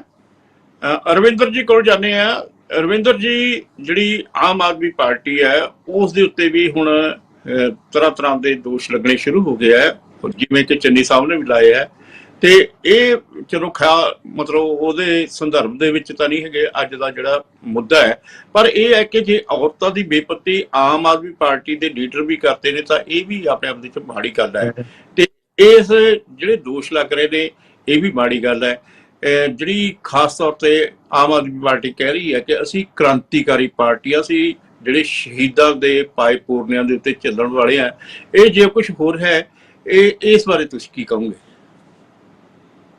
दर्शन जी, एक ना शोले फिल्म का डायलॉग सीगा कि दूसरों के पाप गिनाने से अपने गुनाह कम नहीं हो जाते। बीजेपी ने जिन्ने भी सवाल किए गए एक दा जवाब नहीं दिता। उन्होंने जसविंदर जी ने भी कहता भी इन्हां दे राज च तां इदां हुंदा सीगा, ये बीजेपी जदों आम आदमी पार्टी की गल आई तां इन्हां दे लीडर दे उपर असीं कहंदे आ दिल्ली दे विच पुलिस बीजेपी दे कोल है, सारिआं नूं पता, इट्स एन ओपन सीक्रेट, करो उस दे उपर FIR। ਜਿਹੜੇ ਲੀਡਰ ਦੀ ਤੁਸੀਂ ਦਿੱਲੀ ਦੇ ਸਾਡੇ ਸ਼ਮਿੰਦਰ ਕੌਰ ਜੀ ਦੀ ਵੀਡੀਓ ਦਿਖਾ ਰਹੇ ਹੋ, ਮੈਂ ਇਸ ਚੈਨਲ ਦੇ ਉੱਪਰ ਓਪਨ ਡਿਬੇਟ ਦੇ ਵਿੱਚ ਤੁਹਾਨੂੰ ਕਹਿ ਰਿਹਾ ਕਿ ਦਿੱਲੀ ਦੇ ਵਿੱਚ ਪੁਲਿਸ ਕਿਹਦੇ ਕੋਲ ਹੈ? ਆਮ ਆਦਮੀ ਪਾਰਟੀ ਦੇ ਕੋਲ ਹੈ ਪੁਲਿਸ, ਬੀਜੇਪੀ ਦੇ ਕੋਲ ਹੈ ਪੁਲਿਸ। ਤੁਸੀਂ ਕਰੋ FIR, ਕਿਉਂ ਨਹੀਂ ਕਰ ਰਹੇ? ਤੁਸੀਂ ਤਾਂ ਕਾਨੂੰਨ ਦਾ ਮਜ਼ਾਕ ਬਣਾਇਆ ਦਿੱਲੀ ਦੇ ਵਿੱਚ। ਜਿਹੜੇ ਬੰਦੇ ਦੇ ਉੱਪਰ, ਤੁਹਾਡੇ ਚੇਅਰਮੈਨ ਦੇ ਉੱਪਰ FIR ਹੋਈ ਹੈ ਤੇ ਕਿੱਡੇ ਹੀਨੀਅਸ ਕ੍ਰਾਈਮ ਪੋਸਕੋ ਲੱਗਿਆ ਹੋਇਆ ਹੈ। 17-18 ਸਾਲ ਦੀ ਘੱਟ ਬੱਚੀ ਦੇ ਨਾਲ ਜਿਨਸੀ ਸ਼ੋਸ਼ਣ ਕਰਨ ਦਾ ਜਿਹੜਾ ਐਕਟ ਹੁੰਦਾ 376 ਲੱਗਿਆ ਹੋਇਆ ਤੇ ਸਰੇਆਮ ਖੁੱਲਾ ਘੁੰਮ ਰਿਹਾ ਤੇ ਤੁਹਾਡੀ ਪੁਲਿਸ ਜਾ ਕੇ ਉਹਦੇ ਬੱਚੀ ਦੇ ਘਰਦਿਆਂ ਦੇ ਉੱਪਰ ਪ੍ਰੈਸ਼ਰ ਬਣਾ ਰਹੀ ਹੈ ਕਿ ਤੁਸੀਂ, ਇਹ ਮੈਂ ਨਹੀਂ ਕਹਿ ਰਿਹਾ, ਨੈਸ਼ਨਲ ਮੀਡੀਆ ਕਹਿ ਰਿਹਾ, ਰਿਪਬਲਿਕ ਵਰਗਾ ਚੈਨਲ ਜਿਹਨੂੰ ਗੋਦੀ ਮੀਡੀਆ ਕਿਹਾ ਜਾਂਦਾ ਤੇ ਮੋਦੀ ਸਾਹਿਬ ਦੇ ਨਾਲ ਰਾਤ ਨੂੰ ਬੈਠ ਕੇ ਡਿਨਰ ਕਰਦਾ ਉਹਦਾ ਜਿਹੜਾ ਸੰਪਾਦਕ ਹੈ ਉਹਦਾ ਚੈਨਲ ਕਹਿ ਰਿਹਾ ਇਹ ਤੁਸੀਂ ਸਾਡੇ ਤੇ ਇਲਜ਼ਾਮ ਲਾ ਰਹੇ ਹੋ। ਮੈਂ ਤਾਂ ਕਹਿੰਦਾ ਕਿ ਪੰਜਾਬ ਪੁਲਿਸ ਛੱਡੋ, ਦਿੱਲੀ ਪੁਲਿਸ ਤੁਹਾਡੇ ਕੋਲ ਹੈ, ਤੁਸੀਂ ਕਰੋ FIR, ਅੱਜ ਸ਼ਾਮ ਨੂੰ ਹੀ ਕਰੋ। ਇਹ ਡਿਬੇਟ ਖਤਮ ਹੋਣ ਤੋਂ ਬਾਅਦ। ਪਰ ਚੰਨੀ ਜੀ ਕਰਨ ਕੀ? ਚੰਨੀ ਜੀ ਤਾਂ ਵਿਚਾਰੇ ਨੇ, ਇਹਨਾਂ ਨੂੰ ਉਰੇ ਬੈਠ ਕੇ ਬੋਲਣਾ ਪੈਂਦਾ, ਇਹਨਾਂ ਦੇ ਹੱਥ 'ਚ ਕੁਝ ਨਹੀਂ ਹੈਗਾ। ਪਰ ਜਿਹੜੀ ਅਸਲ ਦੇ ਵਿੱਚ ਗੱਲ ਹੈ, ਜਿਹੜੀ ਮੈਂ ਪਹਿਲਾਂ ਸ਼ੁਰੂਆਤ ਦੇ ਵਿੱਚ ਕਹੀ ਸੀਗੀ, ਦੂਸਰੋਂ ਕੇ ਪਾਪ गिनाने से अपने गुनाह कम नहीं होते। ਜੇ ਤੁਸੀਂ ਕਾਂਗਰਸ ਨੂੰ ਕਹਿ ਰਹੇ ਹੋ ਕਿ 25% ਦੰਗੇ ਹੁੰਦੇ ਸੀਗੇ, ਕਾਂਗਰਸ ਉਸ ਦਾ ਸੰਤਾਪ ਝੇਲੀ ਬੈਠੀ ਹੈ, ਅੱਜ ਸਾਰੀ ਸੱਤਾ ਤੋਂ ਬਾਹਰ ਹੈ, ਤੇ ਤੁਸੀਂ ਉਹਦੇ ਉੱਪਰ ਕੀ ਆਪਣਾ ਐਕਸ਼ਨ ਜਿਹੜਾ ਹੈਗਾ ਲੱਤਾ? ਤੁਸੀਂ ਵੀ you are just putting your feet in their boot, ਤੁਸੀਂ ਉਸੇ ਬੂਟਾਂ ਦੇ ਵਿੱਚ ਆਪਣਾ ਪੈਰ ਪਾ ਰਹੇ ਹੋ। ਮੈਂ ਜਿਹੜੀ ਗੱਲ ਕਹਿ ਰਿਹਾ ਕਿ ਬੀਜੇਪੀ ਬਹੁਤ ਜ਼ਿਆਦਾ ਚਲਾਕ ਪਾਰਟੀ ਹੈ, ਚਤੁਰ ਪਾਰਟੀ ਹੈ। ਉਹਨੂੰ ਪਤਾ ਹੈ ਕਿ ਮੁੱਦਿਆਂ ਦੇ ਉੱਪਰ ਗੱਲ ਨਹੀਂ ਹੋਣੀ ਚਾਹੀਦੀ। ਉਹਨੂੰ ਪਤਾ ਹੈ ਕਿ ਜੇ ਅਸੀਂ GST ਦੇ ਉੱਪਰ ਗੱਲ ਨਹੀਂ ਕਰਨੀ, ਅਸੀਂ ਪੈਟਰੋਲ ਤੇ ਗੱਲ ਨਹੀਂ ਕਰਨੀ, ਅਸੀਂ ਬੇਰੋਜ਼ਗਾਰੀ ਤੇ ਗੱਲ ਨਹੀਂ ਕਰਨੀ, ਅਸੀਂ ਗੱਲ ਨਹੀਂ ਕਰਨੀ ਔਰਤਾਂ ਦੇ ਹੁੰਦੇ। ਜਿਹੜੀ ਪਿੱਛੇ ਰਿਪੋਰਟ ਪਾਰਲੀਮੈਂਟ ਦੇ ਵਿੱਚ ਰੱਖੀ ਗਈ ਹੈ, 15,28,000 ਕੁੜੀਆਂ, ਨਾਬਾਲਗ ਕੁੜੀਆਂ ਪੂਰੇ ਭਾਰਤ ਦੇ ਵਿੱਚ ਗਾਇਬ ਹੋਈਆਂ ਨੇ ਪਿਛਲੇ 1 ਸਾਲ ਦੇ ਦੌਰਾਨ, 2021 ਦੇ ਦੌਰਾਨ। ਦੱਸੋ ਚੰਨੀ ਜੀ, ਕਿਹੜੀ ਤੁਸੀਂ ਇਹਦੇ ਉੱਪਰ ਮੀਟਿੰਗ ਸੱਦੀ ਹੈ, ਕਿਹੜੀ ਕੈਬਨਿਟ ਮੀਟਿੰਗ ਕੀਤੀ ਗਈ ਹੈ, ਜਾਂ ਕਿਹੜਾ ਤੁਸੀਂ ਕੌਨਕਰੈਂਟ ਜਾਂ ਕੋਜੈਂਟ ਐਕਟ ਜਿਹੜਾ ਹੈਗਾ ਇਸ ਦੇ ਉੱਪਰ ਪਾਸ ਕੀਤਾ? ਤੁਹਾਡੇ ਕੋਲ ਕਰਨ ਲਈ ਕੁਝ ਨਹੀਂ ਹੈ, ਪਰ ਤੁਹਾਡੇ ਕੋਲ ਇੱਕ ਜ਼ਰੂਰ ਚੀਜ਼ ਹੈਗੀ ਹੈ, ਉਹ ਹੈ ਕਿ ਤੁਸੀਂ ਦੰਗੇ ਕਰਵਾਓ, ਸਾਰੀ ਆਪਣੀ ਗੋਦੀ ਮੀਡੀਆ ਨੂੰ ਦੰਗਿਆਂ ਦੇ ਉੱਪਰ ਡਿਬੇਟ ਕਰਨ ਵਾਸਤੇ ਲਾ ਦਿਓ, ਤੇ ਆਮ ਲੋਕਾਂ ਦੀਆਂ ਤਕਲੀਫਾਂ, ਆਮ ਲੋਕਾਂ ਦੀਆਂ ਪੀੜਾਂ ਨੂੰ ਉਦਾਂ ਹੀ ਛੱਡ ਦਿਓ। ਨਾ ਗੱਲ ਕਰੋ 1400-1500 ਰੁਪਏ ਦੇ ਪਰ ਸਿਲੰਡਰ ਦੇ ਉੱਪਰ, ਨਾ ਗੱਲ ਕਰੋ 100 ਰੁਪਏ ਲੀਟਰ ਤੇਲ ਦੇ ਉੱਪਰ, ਨਾ ਗੱਲ ਕਰੋ ਪੰਜਾਬ ਦੇ ਵਿੱਚ, ਭਾਰਤ ਦੇ ਵਿੱਚ ਬੇਰੁਜ਼ਗਾਰੀ ਦਰ ਦੇ ਉੱਪਰ, ਗੱਲ ਕਰੋ ਤਾਂ ਸਿਰਫ ਦੰਗਿਆਂ ਦੇ ਉੱਪਰ, ਤਾਂ ਕਿ ਭਾਰਤ ਦੇ ਲੋਕ ਪੋਲਰਾਈਜ਼ ਹੋ ਸਕਣ, ਉਸੇ ਧਾਰਮਿਕ ਜੰਜਾਲ ਦੇ ਵਿੱਚ ਫਸੇ ਰਹਿਣ ਜਿਹਦਾ ਤੁਹਾਨੂੰ ਡਾਇਰੈਕਟ ਫਾਇਦਾ। ਠੀਕ ਹੈ ਜੀ, ਠੀਕ ਹੈ। ਜਿਵੇਂ ਰਵਿੰਦਰ ਜੀ ਨੇ ਗੱਲ ਕੀਤੀ ਹੈ ਕਿ ਪੋਲਰਾਈਜੇਸ਼ਨ, ਧਰੁਵੀਕਰਨ ਕਰਨ ਦੀ ਕੋਸ਼ਿਸ਼ ਹੈ। ਜਿਹੜਾ ਤੁਹਾਡਾ ਹੁਣ ਇੰਡੀਆ ਬਣਿਆ, ਜਿਹਦੇ ਵਿੱਚ ਆਮ ਆਦਮੀ ਪਾਰਟੀ ਵੀ ਸ਼ਾਮਲ ਹੈ, ਜਿਹੜਾ ਇਹ ਫਿਰਕੂ ਸੋਚ ਉਭਾਰੀ ਜਾ ਰਹੀ ਹੈ ਤੇ ਖਾਸ ਤੌਰ ਤੇ ਹਿੰਦੂ ਵੋਟ ਨੂੰ ਆਪਣੇ ਨਾਲ ਜੋੜਨ ਦੀ ਕੋਸ਼ਿਸ਼ ਕੀਤੀ ਜਾ ਰਹੀ ਹੈ, ਇਸ ਸੰਬੰਧ ਵਿੱਚ ਜਿਹੜੇ ਤੁਹਾਡਾ ਗੱਠਜੋੜ ਬਣਿਆ ਨਵਾਂ ਇੰਡੀਆ, ਉਹ ਕੀ ਕਰਨ ਜਾ ਰਿਹਾ ਹੈ ਜਸਵਿੰਦਰ ਜੀ? ਦੇਖੋ ਜੀ, ਸਭ ਤੋਂ ਪਹਿਲਾਂ ਤਾਂ ਸਾਡਾ ਇੱਕ ਜਿਹੜਾ ਪਾਰਲੀਮੈਂਟ ਮੈਂਬਰ ਹੈ, ਉਹਨਾਂ ਦਾ ਵਫਦ ਮਣੀਪੁਰ ਦੇ ਵਿੱਚ ਗਿਆ, ਉੱਥੋਂ ਦੇ ਗਵਰਨਰ ਸਾਹਿਬ ਨੂੰ ਮਿਲਿਆ, ਔਰ ਉਹਨਾਂ ਨੂੰ ਇਹ ਗੱਲ ਧਿਆਨ ਦੇ ਵਿੱਚ ਲੈਂਦੀ ਹੈ ਕਿ ਜਿਹੜੀ ਇਹ ਬਹੁਤ ਖਤਰਨਾਕ ਰੁਝਾਨ ਹੈ ਦੇਸ਼ ਦੇ ਲਈ ਤੇ ਪੂਰੀ ਦੁਨੀਆ ਦੇ ਵਿੱਚ। ਸਾਡੇ ਦੇਸ਼ ਦੀ ਜਿਹੜੀ ਛਵੀ ਹੈ ਉਹ ਇੰਨੀ ਕੁ ਜ਼ਿਆਦਾ ਸ਼ਰਮਸਾਰ ਹੋਈ ਹੈ, ਜਿਹੜੀ ਕਿ ਇਤਿਹਾਸ ਦੇ ਵਿੱਚ ਇਸ ਤੋਂ ਪਹਿਲਾਂ ਕਦੇ ਨਹੀਂ ਹੋਈ। ਔਰ ਇਸ ਤੋਂ ਇਲਾਵਾ ਜਿਹੜਾ ਧਰਮ ਆਧਾਰਿਤ ਸਿਆਸਤ ਹੈ, ਉਹ ਲੋਕਤੰਤਰ ਦੇ ਲਈ ਬਹੁਤ ਵੱਡਾ ਖਤਰਾ ਹੈ। ਸਾਡਾ ਜਿਹੜਾ ਲੋਕਤੰਤਰ ਹੈ, ਜਿਹੜਾ ਕਿ ਹਰ ਇੱਕ ਵਿਅਕਤੀ ਦਾ ਸਨਮਾਨ ਕਰਦਾ, ਹਰ ਇੱਕ ਵਿਅਕਤੀ ਨੂੰ ਸਨਮਾਨ ਨਾਲ ਜਿਉਣ ਦਾ ਅਧਿਕਾਰ ਦਿੰਦਾ ਔਰ ਬਰਾਬਰੀ ਦਾ ਅਧਿਕਾਰ ਦਿੰਦਾ, ਉਹਦੇ ਵਾਸਤੇ ਇਹ ਜਿਹੜੀ ਧਰਮ ਆਧਾਰਿਤ ਸਿਆਸਤ ਹੈ ਬਹੁਤ ਜ਼ਿਆਦਾ ਖਤਰਨਾਕ ਹੈ। ਔਰ ਇਸ ਜਿਹੜੀ ਭਾਰਤੀ ਜਨਤਾ ਪਾਰਟੀ ਦੇ ਇਰਾਦੇ ਬੜੇ ਖਤਰਨਾਕ ਹੈ ਲੋਕਤੰਤਰ ਦੇ ਪ੍ਰਤੀ, ਕਿਉਂਕਿ ਜਿਹੜੇ ਪ੍ਰਧਾਨ ਮੰਤਰੀ ਦਫ਼ਤਰ ਦੇ ਮੀਡੀਆ ਇੰਚਾਰਜ ਸ਼ਰੇਆਮ ਮੀਡੀਆ ਦੇ ਵਿੱਚ ਇਹ ਕਹਿ ਚੁੱਕੇ ਆ ਕਿ ਭਾਰਤ ਦੇ ਵਿੱਚ ਜਿਹੜਾ ਮੌਜੂਦਾ ਡੈਮੋਕ੍ਰੇਸੀ ਹੈ, ਇਹਦੇ ਥਾਂ ਤੇ ਰਾਸ਼ਟਰਪਤੀ ਸ਼ਾਸਨ ਹੋਣਾ ਚਾਹੀਦਾ, ਜਿਸ ਤਰ੍ਹਾਂ ਅਮਰੀਕਾ ਦੇ ਵਿੱਚ ਹੈ ਕਿ ਸਿੱਧਾ ਹੀ ਜਿਵੇਂ ਅਮਰੀਕਾ 'ਚ ਰਾਸ਼ਟਰਪਤੀ ਚੁਣ ਕੇ ਆਉਂਦਾ, ਸਿੱਧਾ ਰਾਸ਼ਟਰਪਤੀ ਚੁਣਿਆ ਜਾਵੇ ਔਰ ਉਸ ਤੋਂ ਬਾਅਦ ਉਹ ਭਾਗਾਂ ਦੀ ਵੰਡ ਆਪਣੀ ਮਰਜ਼ੀ ਦੇ ਨਾਲ, ਆਪਣੀ ਮਰਜ਼ੀ ਦੇ ਵਿਅਕਤੀਆਂ ਨੂੰ ਉਹ ਅਲੱਗ-ਅਲੱਗ ਮੰਤਰੀ ਬਣਾਵੇ, ਨਾ ਕਿ ਜਿਵੇਂ ਹੁਣ ਅਲੱਗ-ਅਲੱਗ ਖਿੱਤਿਆਂ ਦੇ ਵਿੱਚੋਂ ਮੈਂਬਰ ਪਾਰਲੀਮੈਂਟ ਚੁਣ ਕੇ ਆਉਂਦੇ ਆ ਤੇ ਫਿਰ ਮੈਂਬਰ ਪਾਰਲੀਮੈਂਟ ਪ੍ਰਧਾਨ ਮੰਤਰੀ ਦੀ ਚੋਣ ਕਰਦੇ ਆ ਤੇ ਉਹ ਆਪਣੇ ਅਲੱਗ-ਅਲੱਗ ਖਿੱਤਿਆਂ ਵਾਸਤੇ ਜਿਹੜੇ ਉਹਨਾਂ ਦੀਆਂ ਸਮੱਸਿਆਵਾਂ ਹੁੰਦੀਆਂ ਉਹ ਕਹਿ ਕੇ ਹੱਲ ਕਰਾਉਂਦੇ ਆ। ਪਰ ਇਹ ਡਿਕਟੇਟਰਸ਼ਿਪ ਵਾਲੇ ਪਾਸੇ ਨੂੰ ਇਹਨਾਂ ਨੇ ਜਿੰਨੇ ਹੁਣ ਤੱਕ ਕਾਨੂੰਨ ਬਣਾਏ ਆ ਜਾਂ ਇਹਨਾਂ ਦੀਆਂ ਨੀਤੀਆਂ, ਉਹ ਡਿਕਟੇਟਰਸ਼ਿਪ ਵੱਲ ਨੂੰ ਵੱਧ ਰਹੀਆਂ। ਜਿਸ ਤਰ੍ਹਾਂ ਕਿ ਪਹਿਲਾਂ ਸਾਡੀਆਂ 3 ਸੈਨਾਵਾਂ ਸਾਡੇ ਮਾਨਯੋਗ ਰਾਸ਼ਟਰਪਤੀ ਸਾਹਿਬ ਦੇ ਅੰਡਰ ਹੁੰਦੀਆਂ ਸੀ, ਹੁਣ ਇਹਨਾਂ ਨੇ ਉਹਨੂੰ ਖਤਮ ਕਰਕੇ ਤੇ ਚੀਫ ਆਫ ਡਿਫੈਂਸ ਸਟਾਫ ਲਾਤਾ, ਸਾਡੇ ਰਾਸ਼ਟਰਪਤੀ ਦੀਆਂ ਪਾਵਰਾਂ ਨੂੰ ਘਟਾਤਾ। ਇਸੇ ਤਰ੍ਹਾਂ ਸਾਡਾ ਜਦੋਂ ਹੁਣ ਸਦਨ ਦਾ ਨਵੀਂ ਬਿਲਡਿੰਗ ਬਣੀ ਹੈ, ਉਹਦੇ ਉਦਘਾਟਨ ਵੇਲੇ ਜਿਹੜੇ ਕਿ ਸਾਡੇ ਸੰਵਿਧਾਨਕ ਮੁਖੀਆ ਸਾਡੇ ਦੇਸ਼ ਦੇ, ਸਾਡੇ ਰਾਸ਼ਟਰਪਤੀ, ਉਹਨਾਂ ਨੂੰ ਪਾਰਲੀਮੈਂਟ ਦੀ ਬਿਲਡਿੰਗ ਦੇ ਉਦਘਾਟਨ ਵੇਲੇ ਬੁਲਾਇਆ ਨਹੀਂ ਗਿਆ। ਇਹ ਵੀ ਬੜੀ ਇੱਕ ਡੈਮੋਕ੍ਰੇਸੀ ਦੇ ਖਾਤਮੇ ਵੱਲ ਨੂੰ ਛੋਟਾ-ਛੋਟਾ ਕਰਕੇ ਇੱਕ ਕਦਮ ਇਹ ਭਾਰਤੀ ਜਨਤਾ ਪਾਰਟੀ ਚੱਲ ਰਹੀ ਹੈ। ਇਸੇ ਤਰ੍ਹਾਂ ਜਿਹੜਾ ਸਿਟੀਜ਼ਨ ਅਮੈਂਡਮੈਂਟ ਐਕਟ ਹੈ, ਇਸੇ ਤਰ੍ਹਾਂ NCR ਹੈ, ਯੂਨੀਫਾਰਮ ਸਿਵਲ ਕੋਡ ਹੈ, ਇਹ ਸਾਰੇ ਜਿਹੜੇ ਸਾਡੇ ਸੰਵਿਧਾਨ ਦੀ ਪ੍ਰਸਤਾਵਨਾ ਦੇ ਵਿੱਚ ਲਿਖਿਆ ਗਿਆ ਕਿ ਸਾਰੇ ਨਾਗਰਿਕ ਬਰਾਬਰ ਹਨ ਤੇ ਸਾਡਾ ਇੱਕ ਧਰਮ ਨਿਰਪੱਖ ਦੇਸ਼ ਹੈ। ਇਹਨੂੰ ਸਾਰੇ ਨੂੰ ਉਹ ਜਿਹੜੀ ਸਾਡਾ ਹੈਡਿੰਗ ਹੈ, ਸਾਡੀ ਜਿਹੜੀ ਪ੍ਰਸਤਾਵਨਾ ਹੈ, ਉਹਨੂੰ ਖਤਮ ਕਰਨ ਵਾਸਤੇ ਇਹ ਸਾਰੇ ਕਾਨੂੰਨ ਕਾਫੀ ਹੈ, ਕਿਉਂਕਿ ਇਹ ਕਾਨੂੰਨ ਸਾਰੇ ਧਰਮ ਦੇ ਆਧਾਰ ਤੇ ਹੈ। ਅਸੀਂ ਕਿਸੇ ਵੀ ਤਰ੍ਹਾਂ ਨਹੀਂ ਕਹਿ ਸਕਦੇ ਕਿ ਸਾਰੇ ਨਾਗਰਿਕ ਬਰਾਬਰ ਹੈ। ਜਦੋਂ ਅਸੀਂ ਧਰਮ ਦੇ ਆਧਾਰ ਤੇ ਕਾਨੂੰਨ ਬਣਾਤੇ ਤੇ ਨਾ ਹੀ ਅਸੀਂ ਧਰਮਾਂ ਦਾ ਜਿਹੜਾ ਧਰਮ ਨਿਰਪੱਖ ਦੇਸ਼ ਕਹਿ ਸਕਦੇ ਹਾਂ। ਗੱਲ ਤੋਂ ਇਹ ਸਮਝ ਲੱਗ ਰਹੀ ਹੈ ਕਿ ਇੱਕ ਪਾਸੇ ਭਾਰਤੀ ਜਨਤਾ ਪਾਰਟੀ ਵੱਲੋਂ ਫਿਰਕੂ ਮਾਹੌਲ ਤਿਆਰ ਕੀਤਾ ਜਾ ਰਿਹਾ ਹੈ ਤੇ ਦੂਜੇ ਪਾਸੇ ਭਾਰਤੀ ਸੰਵਿਧਾਨ ਨੂੰ ਵੀ ਸੱਟ ਮਾਰੀ ਜਾ ਰਹੀ ਹੈ। ਉਹਦੀ ਜਿਹੜੀ ਪ੍ਰਸਤਾਵਨਾ, ਉਸ ਪ੍ਰਸਤਾਵਨਾ ਦੇ ਵਿੱਚ ਜਿਹੜੀਆਂ ਵਿਸ਼ੇਸ਼ਤਾਵਾਂ ਨੇ ਉਹਨਾਂ ਨੂੰ ਖਤਮ ਕਰਨ ਦੀ ਕੋਸ਼ਿਸ਼ ਕੀਤੀ ਜਾ ਰਹੀ ਹੈ ਤੇ ਦੇਸ਼ ਦੇ ਵਿੱਚ ਡਿਕਟੇਟਰਾਨਾ ਮਾਹੌਲ, ਤਾਨਾਸ਼ਾਹੀ ਦਾ ਮਾਹੌਲ ਤਿਆਰ ਕੀਤਾ ਜਾ ਰਿਹਾ ਹੈ। ਸ਼ਮਿੰਦਰ ਜੀ, ਜੋ ਕੁਝ ਵੀ ਇਹ ਘਟਨਾਕ੍ਰਮ ਵਾਪਰ ਰਿਹਾ ਹੈ, ਇਹਦੇ ਵਿੱਚ ਉਂਝ ਤਾਂ ਅਸੀਂ ਕਹਿੰਦੇ ਆ ਵੀ ਸਾਡੇ ਦੇਸ਼ ਦੀ ਅਸੀਂ ਰੱਖਿਆ ਕਰਨੀ ਹੈ ਤੇ ਉਸ ਦੇ ਲਈ ਅਸੀਂ ਲਗਾਤਾਰ ਯਤਨ ਵੀ ਕਰਦੇ ਰਹਿੰਦੇ ਆ, ਪਰ ਜਿਹੜਾ ਦੇਸ਼ ਦੇ ਅੰਦਰ ਜੋ ਕੁਝ ਵੀ ਵਾਪਰ ਰਿਹਾ ਹੈ, ਜੇ ਇਸੇ ਤਰੀਕੇ ਦੇ ਨਾਲ ਇੱਕ ਦੂਜੇ ਨਾਲ ਲੜਦੇ ਰਵਾਂਗੇ ਤਾਂ ਸਾਡਾ ਦੇਸ਼ ਇੱਕ ਤਰ੍ਹਾਂ ਦਾ ਅਸਥਿਰ ਹੋਊਗਾ। ਤੇ ਅਕਾਲੀ ਦਲ ਇਸ ਸੰਬੰਧ ਵਿੱਚ ਕਿਸ ਤਰੀਕੇ ਨਾਲ ਸੋਚ ਰਿਹਾ ਹੈ? ਹੁਣ ਜਿਹੜੀ ਇੱਕ ਸਮੇਂ ਸੀਗਾ ਤੇ ਭਾਰਤੀ ਜਨਤਾ ਪਾਰਟੀ ਨਾਲ ਤੁਹਾਡਾ ਗੱਠਜੋੜ ਸੀਗਾ, ਹੁਣ ਤਾਂ ਤੁਸੀਂ ਬਿਲਕੁਲ ਆਜ਼ਾਦ ਹੋ, ਤੁਸੀਂ ਆਪਣੀ ਆਵਾਜ਼ ਘੱਟ ਗਿਣਤੀਆਂ ਦੇ ਹੱਕ ਵਿੱਚ ਕਿਸ ਤਰ੍ਹਾਂ ਉਠਾਉਂਦੇ ਹੋ? ਦੇਖੋ ਜੀ, ਅਕਾਲੀ ਦਲ ਇਸ ਟਾਈਮ ਤੇ ਜੇ ਆਪਾਂ ਦੇਖੀਏ ਤਾਂ ਪੰਜਾਬ ਦੀ ਇੱਕੋ ਇੱਕ ਖੇਤਰੀ ਪਾਰਟੀ ਹੈ ਨਾ। ਜਿਹੜੀ ਆਮ ਆਦਮੀ ਪਾਰਟੀ ਜਿਹੜੀ ਹੁਣ ਨਵੀਂ ਆਈ ਹੈ, ਇਹ ਵੀ ਇਹਨਾਂ ਦਾ ਵੀ ਹੈੱਡਕੁਆਰਟਰ ਦਿੱਲੀ ਹੈ ਨਾ। ਹੁਣ ਤਾਂ ਇਹਨਾਂ ਦਾ ਜੀ ਅਲਾਈਅੰਸ ਹੀ ਹੋ ਗਿਆ ਕਾਂਗਰਸ ਨਾਲ, ਹੈ ਨਾ, ਇੰਡੀ ਅਲਾਈਅੰਸ, ਜਿਸ 'ਚ ਇਹ ਦੋਨੋਂ ਹੁਣ ਇਕੱਠੇ ਹੀ ਹੋ ਗਏ ਨੇ, ਹੈ ਨਾ। ਤੁਸੀਂ ਇੱਕੋ ਹੀ ਸਪੋਕਸਪਰਸਨ ਬੁਲਾ ਲਿਆ ਕਰੋ, ਹੈ ਨਾ, ਅਲੱਗ-ਅਲੱਗ ਬੁਲਾਉਂਦੇ ਹੋ। ਇਹਨਾਂ ਦੇ ਵਿਚਾਰ ਵੀ ਹੁਣ ਮੁੱਦਿਆਂ ਤੇ ਵੀ ਦੇਖੋ ਸੇਮ ਹੀ ਹੈ। ਆਮ ਆਦਮੀ ਪਾਰਟੀ ਵਾਲੇ, ਹੈ ਨਾ, ਕਾਂਗਰਸ ਨੂੰ ਨਹੀਂ ਨਹੀਂ, ਸਪੋਰਟ ਕਰ ਬਿਲਕੁਲ ਰਹੇ ਬਿਲਕੁਲ ਅਸੀਂ ਇੱਕੋ ਨਹੀਂ ਗਏ, ਹਾਂਜੀ। ਬਿਲਕੁਲ ਇੱਕੋ ਨਹੀਂ ਜੀ। ਸਾਡੇ ਅਲੱਗ-ਅਲੱਗ ਵਿਚਾਰਧਾਰਾ ਹੈ, ਅਲੱਗ-ਅਲੱਗ ਸਾਡੀ ਗੱਲ ਹੈ। ਸਾਡੀ ਜਿਹੜੀ ਠੀਕ ਹੈ। ਸਟੇਟ ਯੂਨਿਟ ਹੈ, ਉਹਨੇ ਬਕਾਇਦਾ ਤੌਰ ਤੇ ਕਿਹਾ ਕਿ ਅਸੀਂ ਹਜੇ ਵਿਚਾਰ ਕਰਾਂਗੇ, ਕਿਉਂਕਿ ਸਾਡੇ ਲੋਕਾਂ ਤੇ ਤਾਂ ਇਹਨਾਂ ਨੇ ਨਜਾਇਜ਼ ਪਰਚੇ ਪਾਏ ਹੋਏ ਆ। ਸਾਡੇ ਲੋਕਾਂ ਤੇ ਸਾਡੇ ਕਿਰਦਾਰ ਕੁਸ਼ੀ ਕੀਤੀ ਇਹਨਾਂ ਨੇ, ਆਮ ਆਦਮੀ ਪਾਰਟੀ ਨੇ। ਤੇ ਅਸੀਂ ਤਾਂ ਵਿਚਾਰ ਹਾਂਜੀ। ਕਰਾਂਗੇ ਹਲੇ ਸਟੇਟ ਯੂਨਿਟ। ਨਹੀਂ, ਬਿਲਕੁਲ ਬਿਲਕੁਲ ਜੀ, ਤੁਹਾਡਾ ਹੈ ਨਾ ਸਟੈਂਡ ਕਲੀਅਰ ਹੋਣਾ ਚਾਹੀਦਾ ਨਾ ਹੋਵੇ। ਹਾਂਜੀ, ਨਹੀਂ ਸਟੈਂਡ ਕਲੀਅਰ ਹੋਣਾ ਚਾਹੀਦਾ ਕਿ ਇੰਡੀ ਅਲਾਈਅੰਸ ਦੇ ਵਿੱਚ ਤੁਸੀਂ ਇਕੱਠੇ ਹੋ, ਹੈ ਨਾ, ਬੈਂਗਲੌਰ ਗਏ ਹੋ, ਹੁਣ ਇੱਥੇ ਤੁਸੀਂ ਅਲੱਗ-ਅਲੱਗ ਬੈਠੇ ਹੋ, ਇਟ ਸ਼ੁੱਡ ਬੀ ਕਲੀਅਰ। ਤੇ ਮੈਂ ਅਕਾਲੀ ਦਲ ਦਾ ਆਪਣਾ ਸਟੈਂਡ ਸਪਸ਼ਟ ਕਰ ਰਹੀ ਹਾਂ ਕਿ ਅਕਾਲੀ ਦਲ ਸ਼ੁਰੂ ਤੋਂ ਹੀ ਘੱਟ ਗਿਣਤੀਆਂ ਦੇ ਨਾਲ ਰਿਹਾ ਹੈ, ਸਭ ਦੇ ਲਈ ਬਰਾਬਰ ਹੈ। ਭਾਵੇਂ ਉਹ ਕੋਈ ਕਿਸੇ ਮਜ਼ਹਬ ਦਾ ਹੋਵੇ, ਕਿਸੇ ਜਾਤੀ ਦਾ ਹੋਵੇ, ਕਿਸੇ ਵੀ, ਹੈ ਨਾ, ਪੰਜਾਬੀ ਕੋਈ ਵੀ ਹੋਵੇ, ਪੰਜਾਬੀਅਤ, ਇਹ ਹਮੇਸ਼ਾ ਅਕਾਲੀ ਦਲ ਦੀ ਆਈਡੀਓਲੋਜੀ ਰਹੀ ਹੈ ਤੇ ਹਮੇਸ਼ਾ ਹੀ ਲੋਕਾਂ ਦੇ ਹੱਕਾਂ ਲਈ ਖੜਦੇ ਨੇ। ਤੇ ਜਿਹੜੀ ਸਾਡੇ ਆਮ ਆਦਮੀ ਪਾਰਟੀ ਦੇ ਬੁਲਾਰੇ ਕਹਿ ਰਹੇ ਨੇ, ਹੈ ਨਾ, ਕਿ ਦੂਜਿਆਂ ਦੇ ਪਾਪ ਗਿਨਾਨ ਨਾਲ ਆਪਣੇ ਘੱਟ ਨਹੀਂ ਜਾਂਦੇ, ਇਹ ਇਹਨਾਂ ਤੇ ਵੀ ਲਾਗੂ ਹੁੰਦਾ। ਇਹ ਸਾਰਾ ਦਿਨ, ਹੈ ਨਾ, ਦੂਸਰੀ ਪਾਰਟੀਆਂ ਨੂੰ ਭੰਡੀ ਜਾਂਦੇ ਨੇ, ਆਪਣੇ ਕੀਤੇ ਵਾਅਦੇ ਇਹ ਵੀ ਨਹੀਂ ਪੂਰੇ ਕਰ ਰਹੇ, ਹੈ ਨਾ। ਤੇ ਬਾਕੀ ਜਿਹੜੇ ਦੰਗੇ ਹੋ ਰਹੇ, ਜਿਹੜਾ ਅੱਜ ਆਪਣਾ ਮੇਨ ਮੁੱਦਾ ਦੰਗਿਆਂ ਦਾ, ਇਹ ਦੰਗੇ ਜਿਹੜੇ ਨੇ ਇਹ ਇਸ ਲਈ ਕਰਾਏ ਜਾਂਦੇ ਨੇ ਕਿ ਬਾਕੀ ਜਿਹੜੇ ਪਾਰਟੀਆਂ ਦੇ ਮੇਨ ਮੁੱਦੇ ਨੇ, ਐਂਟੀ ਇਨਕੰਬੈਂਸੀ ਦੇ ਹੁੰਦੇ ਆ ਜਾਂ ਕੋਈ ਹੋਰ ਮੁੱਦੇ ਚੱਲ ਰਹੇ ਹੁੰਦੇ ਨੇ, ਉਹ ਪਰਦੇ ਦੇ ਪਿੱਛੇ ਲੁਕ ਜਾਂਦੇ ਨੇ ਤੇ ਜਿਹੜੇ ਦੰਗੇ ਆ ਉਹ ਮੇਨ ਮੁੱਦਾ ਬਣ ਜਾਂਦਾ ਹੈ।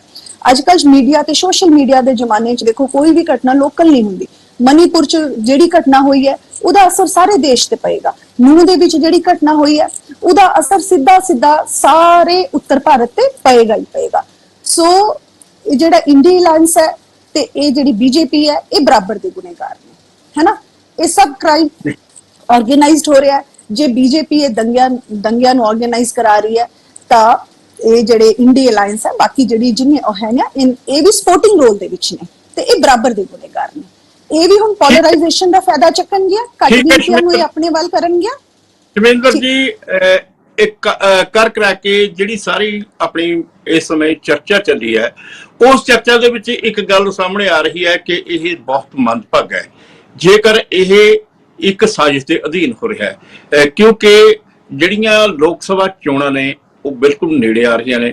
ਇਸ ਚੋਣਾਂ ਦੇ ਮੱਦੇਨਜ਼ਰ ਜੇ ਸਿਆਸੀ ਪਾਰਟੀਆਂ ਸਿਆਸਤ ਤੋਂ ਪ੍ਰੇਰਿਤ ਹੋ ਕੇ ਲੋਕਾਂ ਨੂੰ ਇੱਕ ਦੂਜੇ ਤੋਂ ਨਾਲ ਲੜਾਉਣ ਲੱਗੀਆਂ ਨੇ, ਇਹ ਬਹੁਤ ਮੰਦਭਾਗਾ ਹੈ।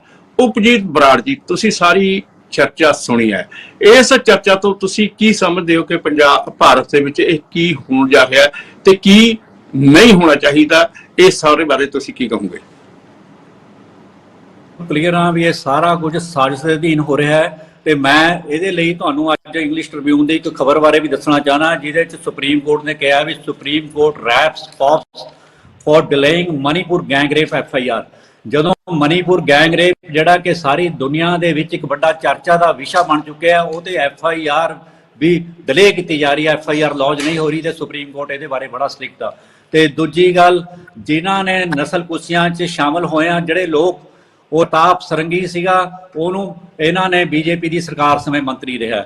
ਪ੍ਰਗਿਆ ਠਾਕਰ ਵਰਗਿਆਂ ਨੂੰ MP ਬਣਾਇਆ ਗਿਆ ਹੈ ਤੇ ਜਿਹੜੇ ਗੁਜਰਾਤ ਬਿਕਲਿਸ ਬਾਨੋ ਤੇ ਉਹਨਾਂ ਦੇ ਵਿੱਚ ਸ਼ਾਮਲ ਰਹੇ ਆ, ਉਹਨਾਂ ਨੂੰ ਉਤਸ਼ਾਹਿਤ ਕਰਨ ਦੇ ਲਈ ਉਹਨਾਂ ਦਾ ਸਨਮਾਨ ਕੀਤਾ ਗਿਆ। ਬਜਰੰਗੀ ਬਾਬੂ ਵਰਗਿਆਂ ਦਾ ਪੂਰਾ ਮਾਣ ਆਦਰ ਹੁੰਦਾ ਰਿਹਾ ਤੇ ਜਿਹੜੇ ਉੱਥੋਂ ਬਜਰੰਗਾ ਜਿਹੜੇ ਬਿਕਲਿਸ ਬਾਨੋ ਦੇ ਰੇਪਿਸਟ ਸੀਗੇ, ਉਹਨਾਂ ਨੂੰ 15 ਅਗਸਤ ਵਾਲੇ ਦਿਨ ਸਜ਼ਾ ਤੋਂ ਪਹਿਲਾਂ ਛੱਡਤਾ ਗਿਆ, ਜਦੋਂ ਕਿ ਘੱਟ ਗਿਣਤੀਆਂ ਦੇ ਨਾਲ ਅਜਿਹਾ ਨਹੀਂ ਹੋਇਆ। ਉਹ 35 ਸਾਲ ਤੋਂ ਅਜੇ ਵੀ ਜੇਲ੍ਹਾਂ ਦਾ ਸਵਾਦ ਦੇਖ ਰਹੇ ਹਨ। ਮੈਂ ਇੱਕ ਦੂਜੀ ਗੱਲ ਕਹਿਣੀ ਚਾਹੁੰਦਾ, ਜੇ ਕਿਸ ਹਿਸਾਬ ਦੇ ਨਾਲ ਹਰਿਆਣਾ ਤੇ ਮਨੀਪੁਰ ਸੁਲਗ ਰਿਹਾ ਹੈ, ਦੂਜੇ ਪਾਸੇ ਜਿਹੜਾ ਪੰਜਾਬ ਦਾ ਰਵਿੰਦਰ ਜੀ ਦੀ ਮੈਂ ਗੱਲ ਨਾਲ ਸਹਿਮਤ ਆ, ਪੰਜਾਬ ਦਾ ਮਾਹੌਲ ਖਰਾਬ ਕਰਨ ਦੇ ਲਈ ਇੱਥੇ ਅੱਜ ਸਵੇਰ ਤੋਂ NIA ਤੇ ਵਗੈਰਾ ਲਗਾਤਾਰ ਪੰਜਾਬ ਦੇ ਵਿੱਚ ਸ਼੍ਰੋਮਣੀ ਅਕਾਲੀ ਦਲ ਅੰਮ੍ਰਿਤਸਰ ਇੱਕ ਜਥੇਬੰਦੀ ਆ, ਉਹਨਾਂ ਦੇ ਦਫ਼ਤਰਾਂ ਦੇ ਛਾਪੇ ਮਾਰੇ ਜਾ ਰਹੇ ਆ ਤੇ ਸਭ ਤੋਂ ਵੱਧ ਹੜ੍ਹਾਂ ਦੇ ਵਿੱਚ ਸਹਾਇਤਾ ਕਰਨ ਵਾਲੀ ਜਿਹੜੀ ਖਾਲਸਾ ਏਡ ਆ, ਉਹਦੇ ਵੀ ਛਾਪੇ ਮਾਰੇ ਜਾ ਰਹੇ ਆ। ਇਹ ਤੋਂ ਤੁਸੀਂ ਕੀ ਭਾਲਦੇ ਹੋ? ਜਿਹੜਾ ਅਮਰਤਪਾਲ ਸਿੰਘ ਖਾਲਸਾ ਸੀਗਾ, ਜਿਹੜਾ ਕਿ ਅੰਮ੍ਰਿਤ ਸੰਚਾਰ ਕਰ ਰਿਹਾ ਸੀਗਾ, ਜਿਹਨੇ ਸਿਰਫ ਅਜਨਾਲੇ ਦਾ ਘਰਾਓ ਕਰਿਆ ਸੀਗਾ, ਕੋਈ ਫੂਕਿਆ ਨਹੀਂ ਸੀਗਾ, ਕੋਈ ਹੋਮਗਾਰਡ ਨਹੀਂ ਮਾਰਿਆ ਸੀਗਾ, ਉਹ ਤੇ NSA ਉਹ ਤੇ NSA ਲਗਾ ਕੇ ਉਹਦੇ ਸਾਥੀਆਂ ਦੇ ਬਰਸੀਨ ਵੱਢਣ ਵਾਲਿਆਂ ਤੋਂ ਡਿਬਰੂਗੜ੍ਹ ਭੇਜਦੇ। ਕੀ ਹੁਣ ਹਰਿਆਣੇ ਵਾਲਿਆਂ ਨੇ ਜਿਨ੍ਹਾਂ ਨੇ ਹੋਮਗਾਰਡ ਮਾਰਦੇ, ਠਾਣੇ ਫੂਕਤੇ, ਪ੍ਰਾਪਰਟੀ ਦਾ ਨਾਸ ਮਾਰਤਾ, ਕੀ ਉਹਨਾਂ ਤੇ NSA ਲੱਗੂਗੀ? ਇਹ ਆਉਣ ਵਾਲਾ ਸਮਾਂ ਦੱਸੂਗਾ ਵੀ ਕਿੰਨੇ ਕੁ ਕਾਨੂੰਨ ਪ੍ਰਤੀ ਸਿਰਦਾ। ਕਾਨੂੰਨ ਘੱਟ ਗਿਣਤੀਆਂ ਲਈ ਹੋਰ ਆ, ਬਹੁਤ ਗਿਣਤੀਆਂ ਲਈ ਹੋਰ ਆ। ਇਹ ਸਮੇਂ ਤੋਂ ਇਹਦਾ ਜਿਹੜਾ ਲੋਕ ਦੇਖ ਰਹੇ ਆ, ਤੇ ਅਦਾਲਤਾਂ ਦੇ ਨੂੰ ਵੀ ਹੁਣ ਸਮਝ ਲੈਣਾ ਚਾਹੀਦਾ ਹੈ ਵੀ ਕਾਨੂੰਨ ਨੂੰ ਕਿਸ ਤਰੀਕੇ ਨਾਲ ਲਾਗੂ ਕਰਾਉਣਾ। ਕਿਸੇ ਰਾਜਸੀ ਦਬਾਅ ਦੀ ਨਾ ਪ੍ਰਵਾਹ ਕਰਦੇ ਹੋਏ ਸਖਤੀ ਨਾਲ ਕਾਨੂੰਨ ਦੀ ਜੇ ਵਰਤੋਂ ਨਾ ਕੀਤੀ ਤਾਂ ਜਿਹੜਾ ਸਾਡਾ ਭਾਰਤ ਆ ਉਹ ਹੋਰ ਜਿਹੜਾ ਜਿਵੇਂ ਏਕਤਾ ਤੇ ਅਖੰਡਤਾ ਗੱਲ ਕਰਦੇ ਆ ਨਾ, ਏਕਤਾ ਅਖੰਡਤਾ ਲੋਕਾਂ ਦੇ ਮਨਾਂ 'ਚ ਖਤਮ ਹੋ ਚੁੱਕੀ ਆ। ਇਹ ਨਾ ਹੋ ਜਾਵੇ ਖੰਡ ਹੋ ਜਾਵੇ, ਇਹ ਸਰਕਾਰਾਂ ਨੇ ਦੇਖਣਾ। ਮੈਂ ਇੱਕ ਗੱਲ ਤੁਹਾਨੂੰ ਦੱਸਣੀ ਚਾਹੁੰਦਾ, ਸਟਾਕਹੋਮ ਸਵੀਡਨ ਯੂਨੀਵਰਸਿਟੀ ਸਵੀਡਨ ਦਾ ਇੱਕ ਪ੍ਰੋਫੈਸਰ ਆ ਇਸ਼ਤਿਹਾਕ ਅਹਿਮਦ, ਉਹਨੇ ਗੱਲ ਕਹੀ ਆ ਵੀ ਕੋਈ ਵੀ ਜੈਨੋਸਾਈਡ, ਕੋਈ ਵੀ ਕਲਿੰਜਿੰਗ ਕਿਸੇ ਵੀ ਸਰਕਾਰ ਦੀ ਮਦਦ ਤੋਂ ਬਗੈਰ ਸੰਭਵ ਨਹੀਂ ਹੁੰਦਾ, ਤੇ ਇਹ ਵੀ ਮਦਦ ਤੋਂ ਬਗੈਰ ਸੰਭਵ ਨਹੀਂ ਹੈ। ਇਹ ਬਿਲਕੁਲ ਸਹੀ ਆ। ਇਹ ਹਿੰਦੁਸਤਾਨ ਪਾਕਿਸਤਾਨ, ਮੈਂ ਇੱਕ ਅੱਧਾ ਸਕਿੰਟ ਦੋ, ਜਿਹੜਾ ਮੈਡਲਿਨ ਐਲਬਰਾਈਟ ਸੀਗੀ, ਮੈਡਲਿਨ ਐਲਬਰਾਈਟ, ਉਹ ਜਿਹੜੀ ਕਿ ਹੈਨਰੀ ਕਲਿੰਟਨ ਦੀ ਵਿਦੇਸ਼ ਸਕੱਤਰ ਸੀਗੀ, ਉਹਨੇ ਕਿਤਾਬ ਲਿਖੀ ਆ ਦੀ ਮਾਈਟੀ ਐਂਡ ਦਾ ਐਲਮੈਟੀ। ਉਹਨੇ 2000 ਦੇ ਵਿੱਚ 43 ਸਿੱਖ ਜਿਹੜੇ ਚਿੱਟੀ ਸਿੰਘਪੁਰਾ ਦੇ ਵਿੱਚ ਕਤਲ ਕੀਤੇ ਗਏ ਸੀਗੇ, ਉਹਦੇ ਬਾਰੇ ਉਹਨੇ ਲਿਖਿਆ। ਬਿਲ ਕਲਿੰਟਨ ਦੇ ਦੌਰੇ ਤੋਂ ਪਹਿਲਾਂ ਸਾਨੂੰ ਸੂਚਨਾ ਮਿਲ ਗਈ ਸੀਗੀ ਵੀ ਉੱਥੇ ਕੁਝ ਭਾਰਤੀ ਏਜੰਸੀਆਂ ਦੇ ਬੰਦੇ ਉੱਥੇ ਕਤਲੋਗਾਰਤ ਕਰਨ ਜਾ ਰਹੇ ਆ, ਤੇ ਉਸ ਸਮੇਂ ਜਿਹੜਾ ਗ੍ਰਹਿ ਮੰਤਰੀ ਸੀਗਾ LK ਅਡਵਾਨੀ, ਅੱਜ ਤੱਕ ਉਹਨਾਂ ਸਿੱਖਾਂ ਨੂੰ ਇਨਸਾਫ ਨਹੀਂ ਮਿਲਿਆ। ਤੇ ਇਹ ਮੈਡਲਿਨ ਐਲਬਰਾਈਟ ਦੀ ਕਿਤਾਬ ਮਾਈਟੀ ਐਂਡ ਦੇ ਐਲਮੈਟੀ ਦੇ ਵਿੱਚ ਦਰਜ ਆ। ਮੈਂ ਦਾਅਵੇ ਨਾਲ ਕਹਿਣਾ ਵੀ ਅਜਿਹੀ ਕਤਲੋਗਾਰਤ, ਅਜਿਹੀ ਹਿੰਸਾ, ਇਹ ਕਿਸੇ ਵੀ ਵੱਡੀ ਸਿਆਸੀ ਭੂਮਿਕਾ ਤੋਂ ਬਗੈਰ ਸੰਭਵ ਨਹੀਂ। ਨਾ ਬਰਾੜ ਸਾਹਿਬ ਤੁਹਾਡੀ ਗੱਲ ਦੇ ਨਾਲ ਸਹਿਮਤ ਹੈ ਕਿ ਜੋ ਕੁਝ ਇਹ ਵਾਪਰਦਾ, ਜੋ ਕੁਝ ਇਹ ਖਾਸ ਤੌਰ ਤੇ ਫਿਰਕੀ ਤੌਰ ਤੇ ਦੰਗੇ ਹੁੰਦੇ ਆ, ਉਹਦੇ ਪਿੱਛੇ ਕੋਈ ਨਾ ਕੋਈ ਸਿਆਸੀ ਸ਼ੈ ਜ਼ਰੂਰ ਹੁੰਦੀ ਹੈ। ਚਾਹੇ ਉਹ 1984 ਦਾ ਕਤਲੇਆਮ ਹੋਵੇ, ਚਾਹੇ ਉਹ ਗੁਜਰਾਤ ਦੇ ਦੰਗੇ ਹੋਣ, ਚਾਹੇ ਉਹ ਮਨੀਪੁਰ ਦੀ ਹਿੰਸਾ ਹੋਵੇ, ਚਾਹੇ ਉਹ ਹਰਿਆਣੇ ਦੀ ਹਿੰਸਾ ਹੋਵੇ। ਇਹ ਜੋ ਕੁਝ ਵੀ ਹੋ ਰਿਹਾ ਹੈ, ਇਹ ਸਾਡੇ ਲੋਕਤੰਤਰ ਦੇ ਨਾਲ ਖਿਲਵਾੜ ਹੈ।